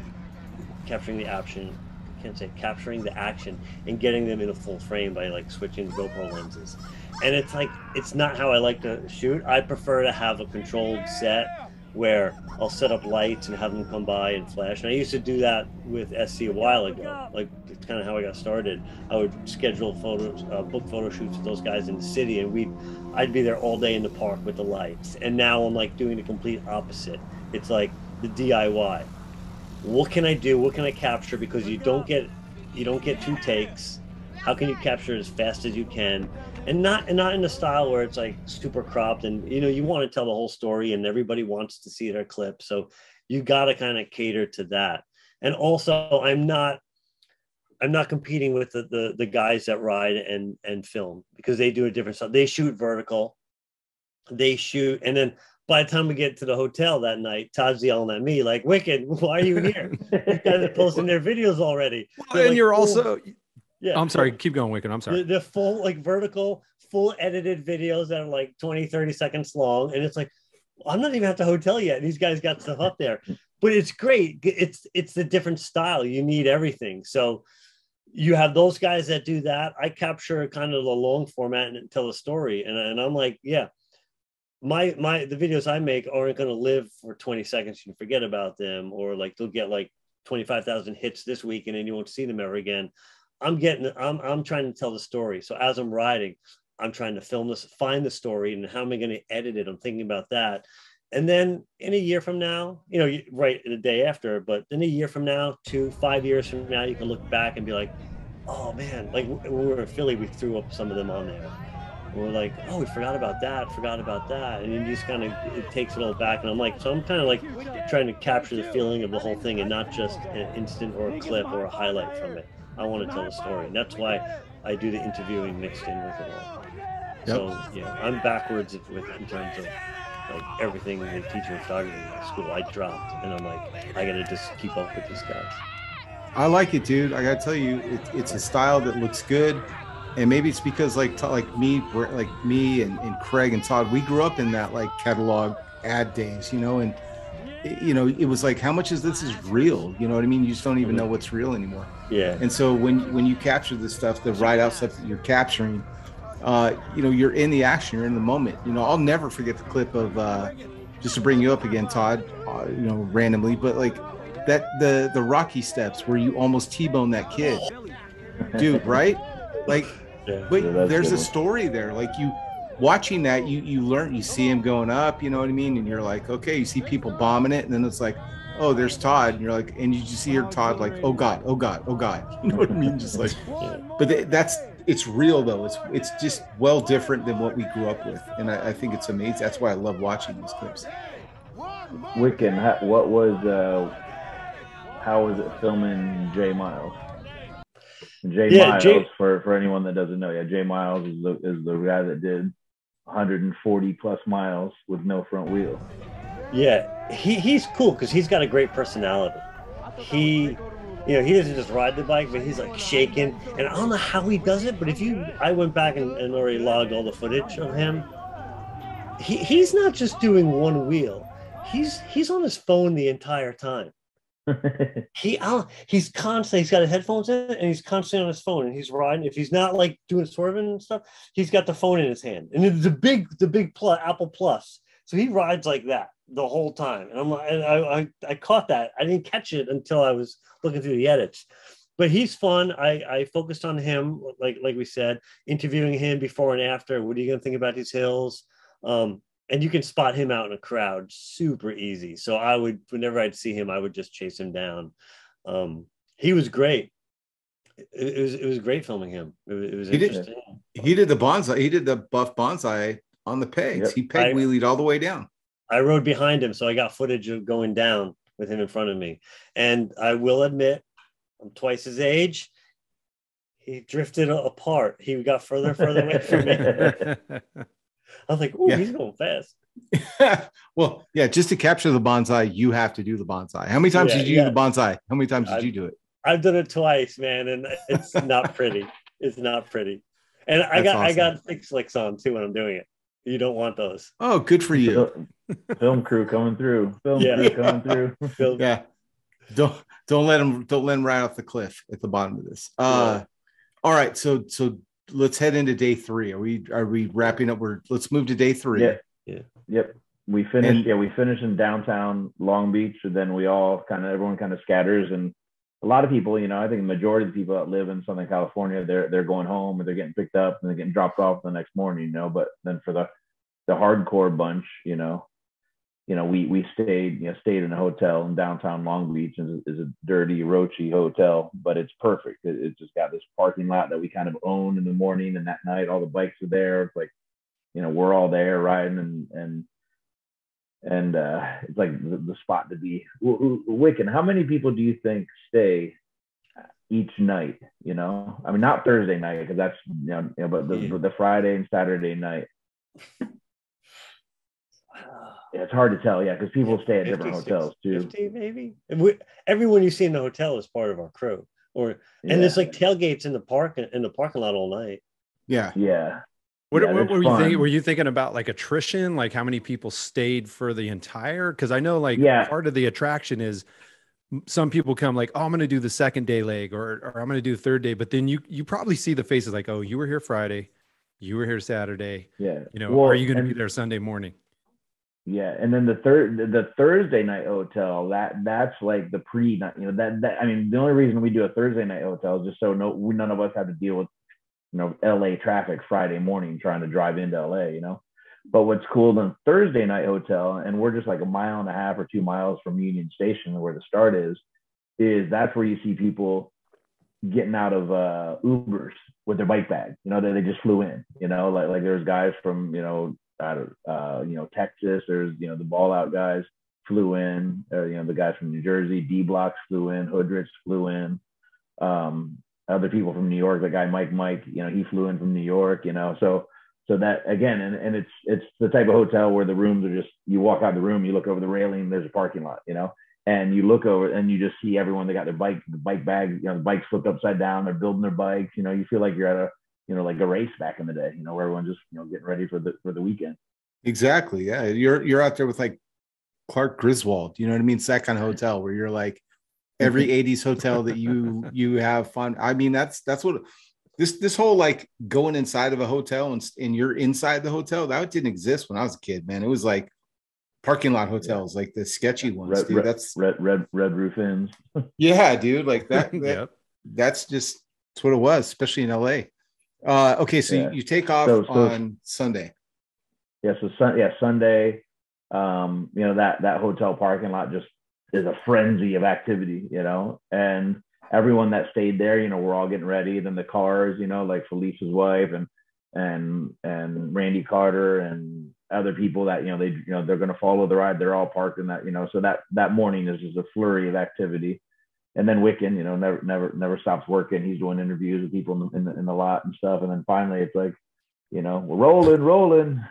And, then we ride about 1 mile to, the place is called The Pike. It's this outdoor bunch of, it's right in the center of downtown Long Beach, but there's a bunch of shops and stuff. And there's this open area, and that's where everyone meets, and we made sure we were about 45 minutes late. We didn't get there at 9:30, we got there at like 10:15, wanted everyone to be there when we got there. And then it's on again. And the last day, what's unique about the last day is, I mean, we're on the coast the entire ride. We're literally on riding along the beach. We're either on the bike path and there's a beach, or we're on the main street, Pacific Coast Highway, which is not a highway. So don't think we're riding on a highway, but I know you guys know that, but some people. Yeah. Does it smell like icy hot in Starbucks in the morning? I don't know what it smells like. Not the hotel we go to. So you're riding along the beach. In day 3, I'm just dying to get to this bump, the hill, like the sandy beach part. So fill in and let's get to the beach, man. I can't wait to get this. So you're riding, you take off and. Well, yeah. So I mean, the Sunday, I mean, it's beautiful.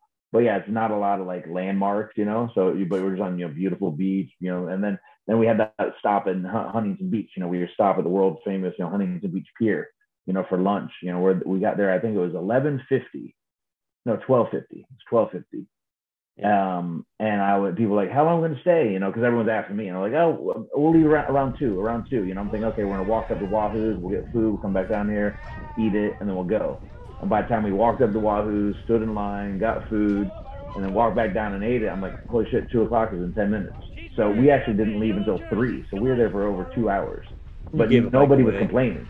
Yeah, it was. Oh yeah, I gave a bike away to a little. That was one of the things I was doing in this ride. I was gonna pick my favorite rider to give the prototype sample, Peaceful SoCal Flyer, and the girl Lil Mama Miles. She flew out from with her and her dad from Florida. And she's just a really good good riding girl and fun and full of energy. So I awarded that to her. And what was cool, and I gave it to her there. We quickly set that bike up like her other SoCal Flyer. We swapped the seat, adjusted the brake lever, moved the seat, moved the handlebars, and then boom, she had a new bike, and she rode that for the rest of the ride, which was cool. What an experience, dope, dude. Yeah. God, yeah, and like I said, dope. the world's first one. That's the photo shoot one, and that bike's not even out yet. It won't be out for I think either a month or 2 or 3. I can't remember, but yeah. So she's got the only one in the world, so she's able to go home with that bike.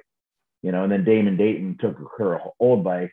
He's going to tear it down, and ship it out. We'll pay to send her old bike back to her. But yeah, so she's got that clout of just being awarded this new bike.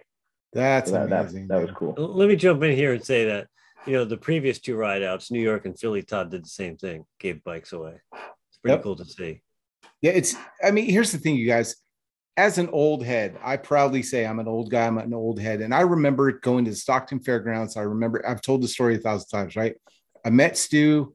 I was like, can I take a picture? He's like, yeah, come sit on my bike. And I was like, you got to be kidding me. So I absolutely hopped up on that bike, took pictures. And I can still tell you to this day, the direction he was facing, the track, the exact layout of the tent. And I was probably 12 years old and I'm 49. So the idea of going and riding with the SE crew blows my mind. The idea of like going and Todd Lyons giving you a bike and then setting it up, like the SE crew setting up your bike, I would have died. That would have been the end of me. Just I'm passed out. Like you would have saw me like in a week. I would not have believed it. So just the idea that BMX has got this far and this is what we're doing, growing out of me looking back at like the highlight of my summer was, man, I got to see like, I hoped Haro came through or GT came through and I got to see a freestyle show for 2 hours on a Saturday.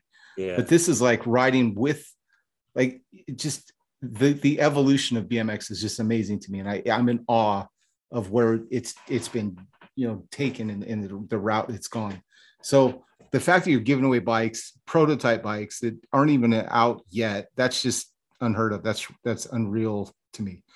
So and not even that too, but like, I don't want to like take away anything from the younger crowd, but I know they see you, Todd, like, hey, this is the guy that runs SE and all this, but when you're getting a bike from Todd Lyons, you're also getting a bike from a world-class BMXer. I mean, you got your own history. And I know, a lot of people know who you are and where you came from, but a lot don't. So it's like, we talk about Buff and Kramer, but I just want to give you your props. Like you're getting a bike from Todd Lyons. I mean, yeah, right. World championship class racer too. I mean, there's that. So Todd, if you ever want to hand me a bike, I'll just be like, I got it from Todd Lyons. That's dope. Yeah. It's because we're at that sweet. Todd's screwed because we're at that sweet spot where like, see how I'm setting it up, bro. The mid-school guys are starting to hit where we were like 5, 6, 7 years ago. And they're like, fuck Todd Lyons. Oh God. You know what I mean? They're like, oh, I remember Todd Lyons and they're going to have their Todd Lyons stories. So dude, yeah. So you guys stopped at Wahoo. Is your bike still there? Yeah. Or your picture? Is it up in Wahoo? What's in Wahoo's? Is your picture? Yeah, no, my jersey, the tables with me on them, Mike Buff, PK Ripper, the 40-year anniversary one, Javier Colombo's frame. So yeah, that's a fun restaurant. Well, let me jump in. Let me jump in here, and Todd's most proudest thing is the table. Okay. You had to see, Todd is like a kid on Christmas morning going to the Christmas tree when we walk in Wahoo's. His eyes are like looking for the table. He's looking for the table and he's over there. I'm moving people off the table so we can sit there. Yeah, I was just going to say, wasn't there a clip of Todd like leaning into someone like, hey man, you're done. You're done. He loves that table. And that is his, That I feel like that's his like proud. If he can put that in his garage next to all his trophies, he would put that table in there. Dude, I get it though. You know, like there's a restaurant here, and I get a breakfast burrito, the same boring breakfast burrito every time I go there. So they named it the Isaac. Nice. And I will go out of my way to take people there to buy the Isaac, and I just stand there and I'm like, that's me. That's me. That shit, that boring burrito with nothing on it. That's me. Yeah. So funny, dude. But I mean, to have like your picture, dude, imagine like you're just chilling, you're on vacation, and you're just like walk into this fish taco place, and you're like, Todd Lyons, look at that, dude. You're like on the table. Yeah, I love that. Right. All right. People tag me on stuff all the time like that. So anyway, yeah. So we left Huntington. Yeah, left Huntington and ride through, you know, beautiful Newport Beach, you know, again, mansions on the beach. We're on the bike path and just, you know, super scenic. And then we go to the Wedge, a famous like huge wave place, but of course 2 years in a row there's no waves. Yeah. And then get back on Pacific Coast Highway, ride up a crazy steep hill. We did it last year where we raced up the hill. This year we made sure everyone win at the same time. And actually Ball Out beat me up. We were drag racing, and right at the end, Ball Out got me. You know, he got me at the line. He was so excited. He's like, I beat that Lions, you know.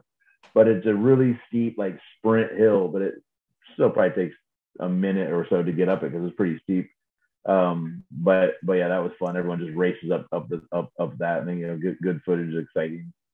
And then we go to Corona Del Mar, another like just chill out spot where it's just beautiful scenery, you know, everyone hangs out there. And then we get back on, you know, Pacific Coast Highway, and then we go on some pretty, you know, fun hills on PCH, and then we get on the bike path, and that's where we're going, you know, to the Kamikaze, the Crystal Cove Kamikaze Death Drop. Yeah, so that's all Orange County. So when you guys, if you're looking at like, okay, what does it look like? Real Housewives of Orange County is where they're riding, basically, is what you see in that stuff. So yeah, it's very bougie. So then you get to the Kamikaze Hill. Last year, I remember it was Keith was the famous washout at the bottom. That was the first. That was the Scout the Route where he crashed. Scout the Route. Okay. First year, he crashed right at the bottom. Yep. And then what was last year? What was the highlights of it last year? Anyone? We just had a lot of the cruising and bruising guys. Yeah. That you know that girl Reese?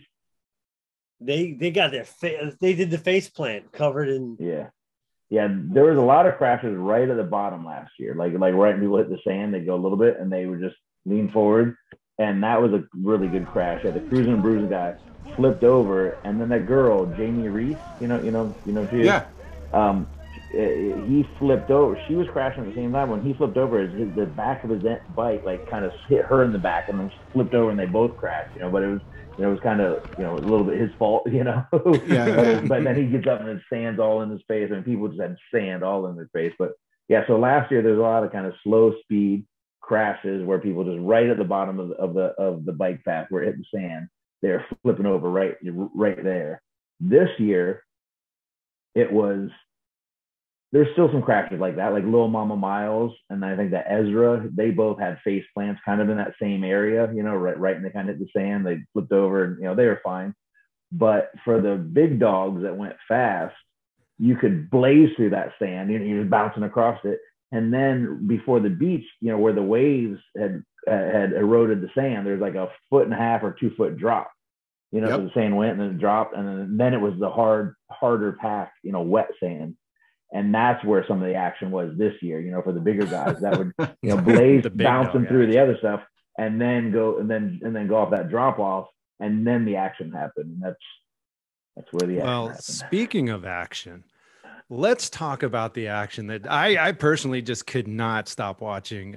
Isaac, how about you, man? I mean, should we? I think yeah, we talked about it, dude. Like, so for I think at the end of 3 days afterwards, Craig and I were talking. I'm like, I don't think I can look at it. He's like, did you see this on Instagram? I'm like, I don't think I can see another video of Todd doing a flip.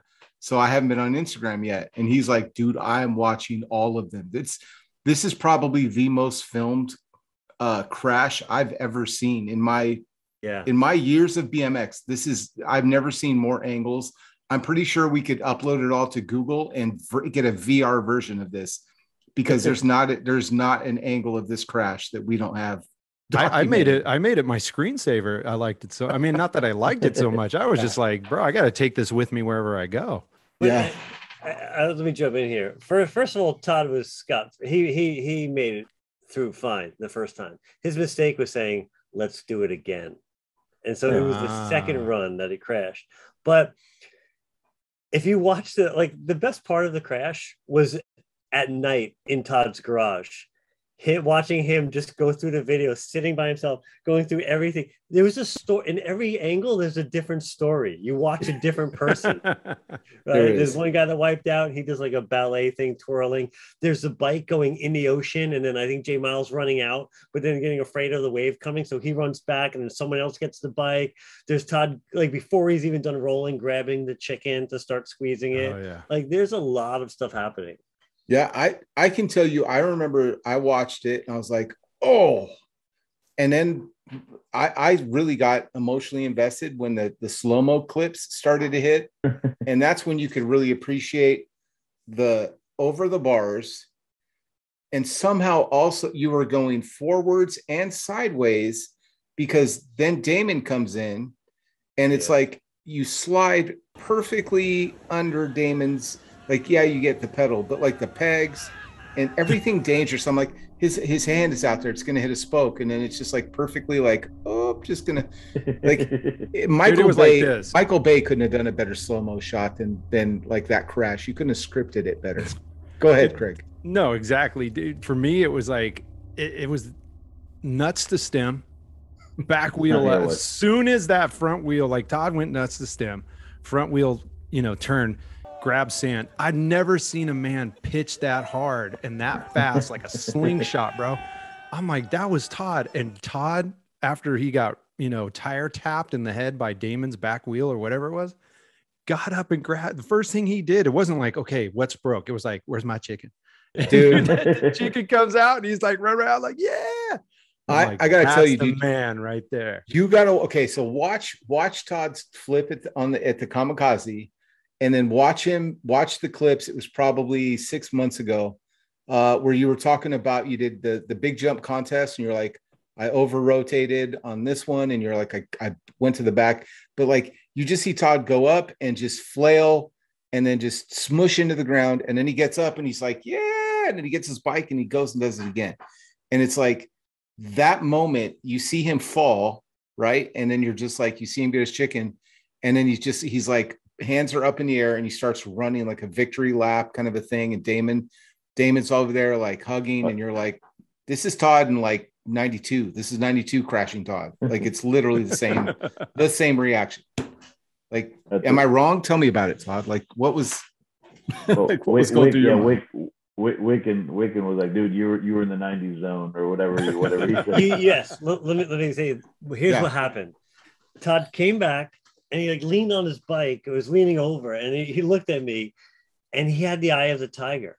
He said, I don't know, not verbatim, but he said something like, "Oh man, I got the taste of it again." I kind of want like implying that like I want to start backflipping. I want to start going crazy. I got a taste of that adrenaline I haven't had in a while, and I want it back. And I was like, "Oh man, dude, can your knees handle it? How are we doing here? Are you all right?" And then it passed. It felt like the good old days. Like his eyes told the story. Yeah, I believe it. So Todd, you did it once, right? You made it once. Yeah, we all went down. I think we went down together-ish the first time. Yeah. And then we all stayed down there just watching, and then I was like, SE crew, let's do it again. Let's go. And I could tell it was just petering off. There wasn't that many people left. I was like, let's grand finale this out of here, And, grab, it was, all of us, Hoodrich, not all of us, but, Hoodrich, Damon, Dick Cheeseburger, Rickard, I think, anyway, a few other people, I can't remember. Anyway, and then we were at the top, and when we were like, all right, you guys ready? And I was like, and in my head, I want to get to the bottom first. I want to beat Jason. That's what the only thing I was thinking. Like a big cheeseburger. I was like, dude, I want to get to the bottom first. I want to get, you know. And if you watch his video that he did, when we took off, he was like, I'm on your right. I'm on your right. Like he's up, you know, I was going to cut him off or whatever, you know. And I was just, and I had it in a big gear, and we both stopped pedaling, I think at the same time, you know, and I think we tied. It was pretty close, but anyway, but it was just, we were just dead heat, you know.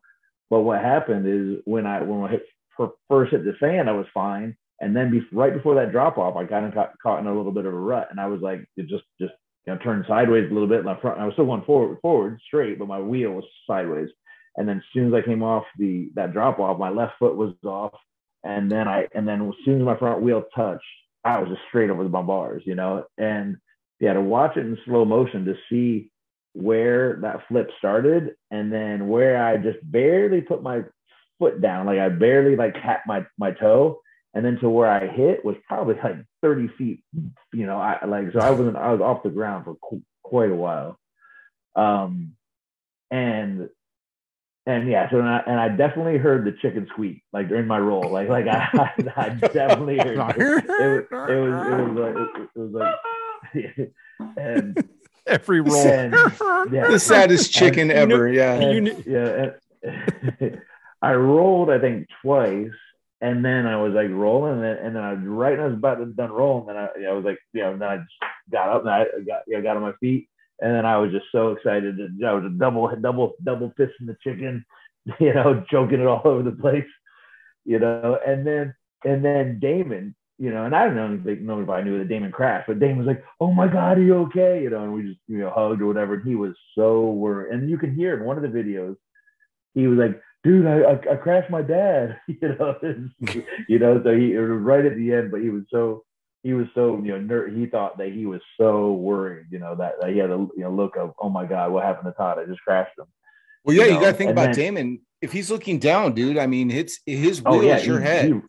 He rolled. Yeah, I mean, one of the pictures you can see across his wheel, and there was, I didn't take a picture of it, but on the T-shirt, I did have a black mark like going across right here.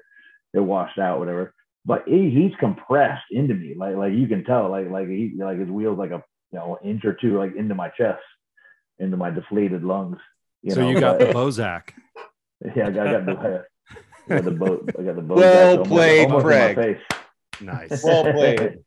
Well done. And one more thing about this crash is that, you know, everybody comes down, they just like coast down the hill. No one's pedaling. You know, you get enough speed, you don't have to pedal. These guys come down, you hear it. You're like, oh, you know, like the pros and amateurs, like there's a difference. This is where you see the difference. You can hear them coming down. It's like a rolling thunder, and just speed, like nobody else is even touching what these guys are doing. This is before the crash. Like, yeah, it's no joke. The tires were buzzing coming down the hill. And yeah, like I said, I have a bunch of videos, and I am going to put together a Wildman BMX commentary video. It's going to be hilarious because, like I said, I got so many different angles of so many things that happen. You know, like Mike was, what, you know, Wikan was saying. But some of them you can hear the people that are filming at the bottom, like, oh my God, they're going fast. And then, you know, and you hear somebody go, oh, so somebody's going to eat shit, you know, like, you know, and sure enough. But yeah, the slow-mo, shout out to Dad Mode Wheelie Gang, you know, Liam from Dad Mode Wheelie Gang. He's the one that shot that slow-mo angle, and he's the one that put the On Any Sunday audio to it. And I didn't even know that was from On Any Sunday until people talked about it. But that's just classic, you know. The video, that slow-mo, the perfect speed of the slow-mo and the perfect audio from On Any Sunday is just that was pristine. Yeah. I was gonna say, Isaac, I'm like that or Chariots of Fire, you know, like the beach. But speaking of crashes, I do have one thing that nobody else has footage of, and it's my golden unicorn. I was right behind him. He comes past me right in front of me, D blocks, and I just got him eating shit, man, wiping out right on his hip hard. Oof. And you don't really see footage like that, so I have that one that we'll put together. I'm excited, dude. So what's the end result going to happen? Where are we going to see all of your footage? Is it all going to be combined? Is it going to be highlights? Is it going to be? Yeah, we're not going to. I'll probably do like instead of each day being 30 minutes, we already seen that video. We'll probably do like 3 days and 3 minutes edit will be the main one.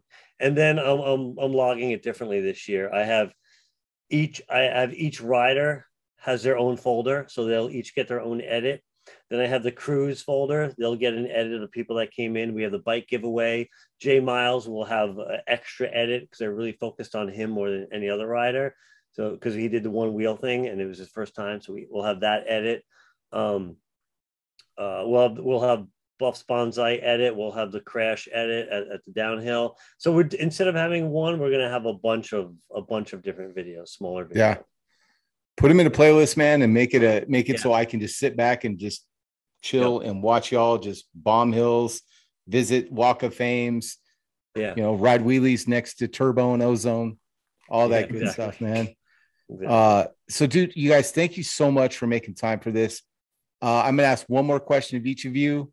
Outside of everything we talked about, what is your fondest memory of, and I bet you it's not going to be even BMX stuff, but what's your fondest memory about the weekend? Starting with, we'll go with Todd. Fondest memory that you had. Not including the crash. not including, dude. It could be just like the aftermath. Like it could be just like sitting back. Like, what's your BMX memory from this year's ride out?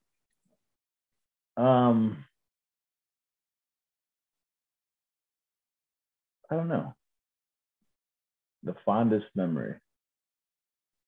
I mean, it's more of an overall of just how. Yeah, that's exactly perfect the weekend one. I mean, literally, the weather last year. The weather was a little overcast, and then actually, when we got to Huntington Beach, right before we got to Huntington Beach, it rained. It was like in May. It's like it was not. That never happens. Anyway, yeah. So that was kind of a little bit of a bummer last year, but no, this year was just.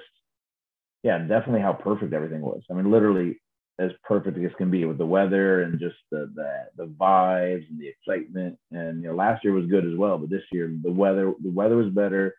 It was less pressure. Like I said, I put in a lot of work the year before, and I was nervous. Just how's the timing going to work? And I just knew this year everything would work. And then also sometimes I'd be halfway in the back, and occasionally, sometimes people would kind of go the wrong way-ish, and I kind of get to the front, like, "Hey, who's leading this ride? You leading this ride? Why are you going this way?"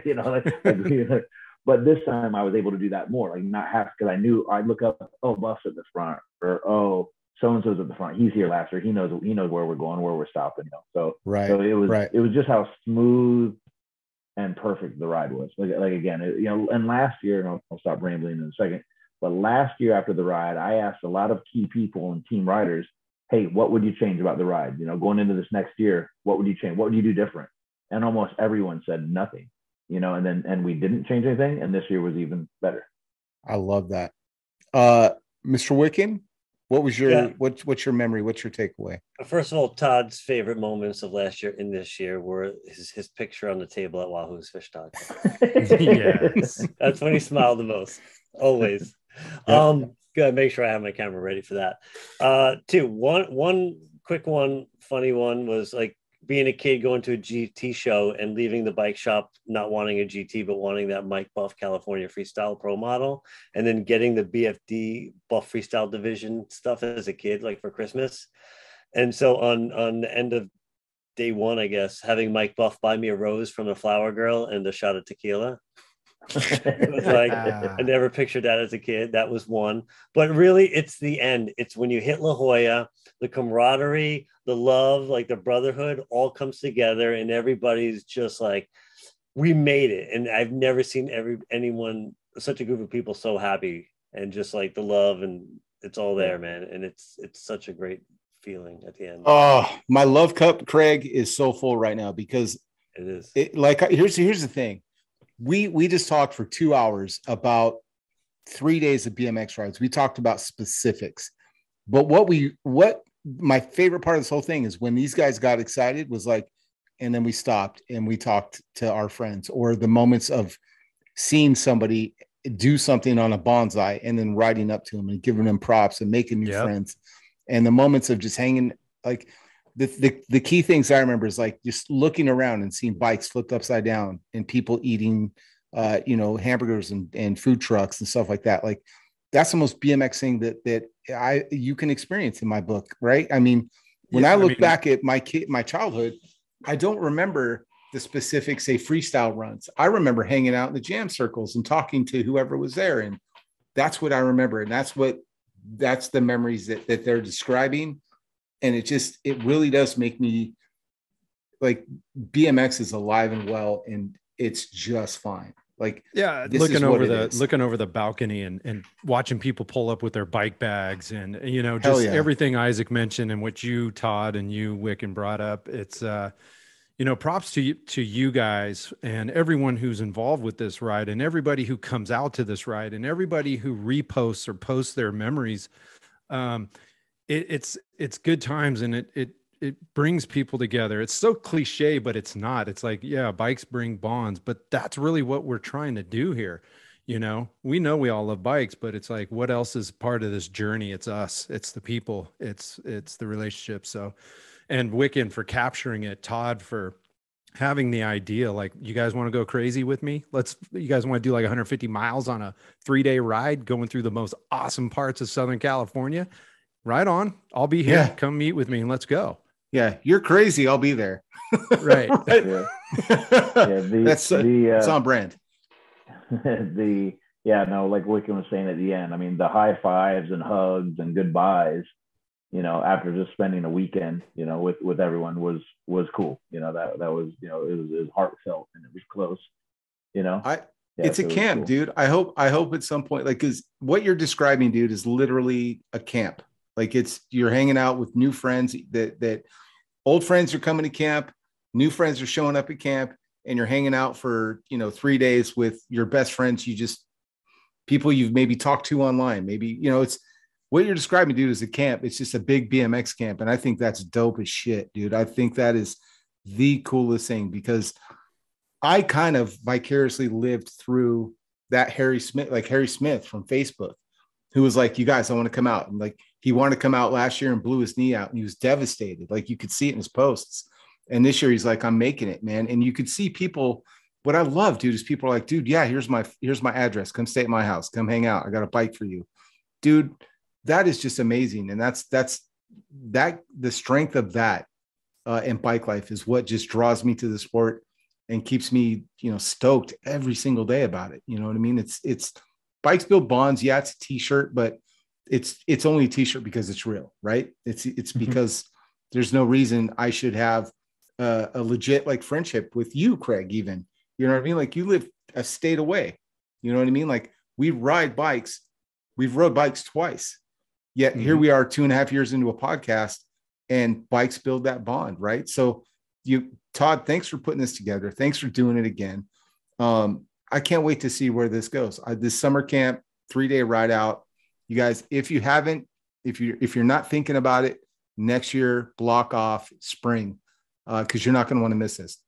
You're going to see all the spots and you're going to see all your friends. That's just the easiest way to describe what went down. So look up the SE YouTube is probably where these are going to go. You'll find them also on the Instagram. So look up SE Social. They do post some really good videos in Facebook. You can find a ton of their stuff on the Facebook page as well. Again, one more time, if you made it this far through, Wikan, how do people follow you on Instagram?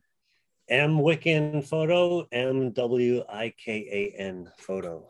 There you go. And then at Todd Lyons, at SE Bikes.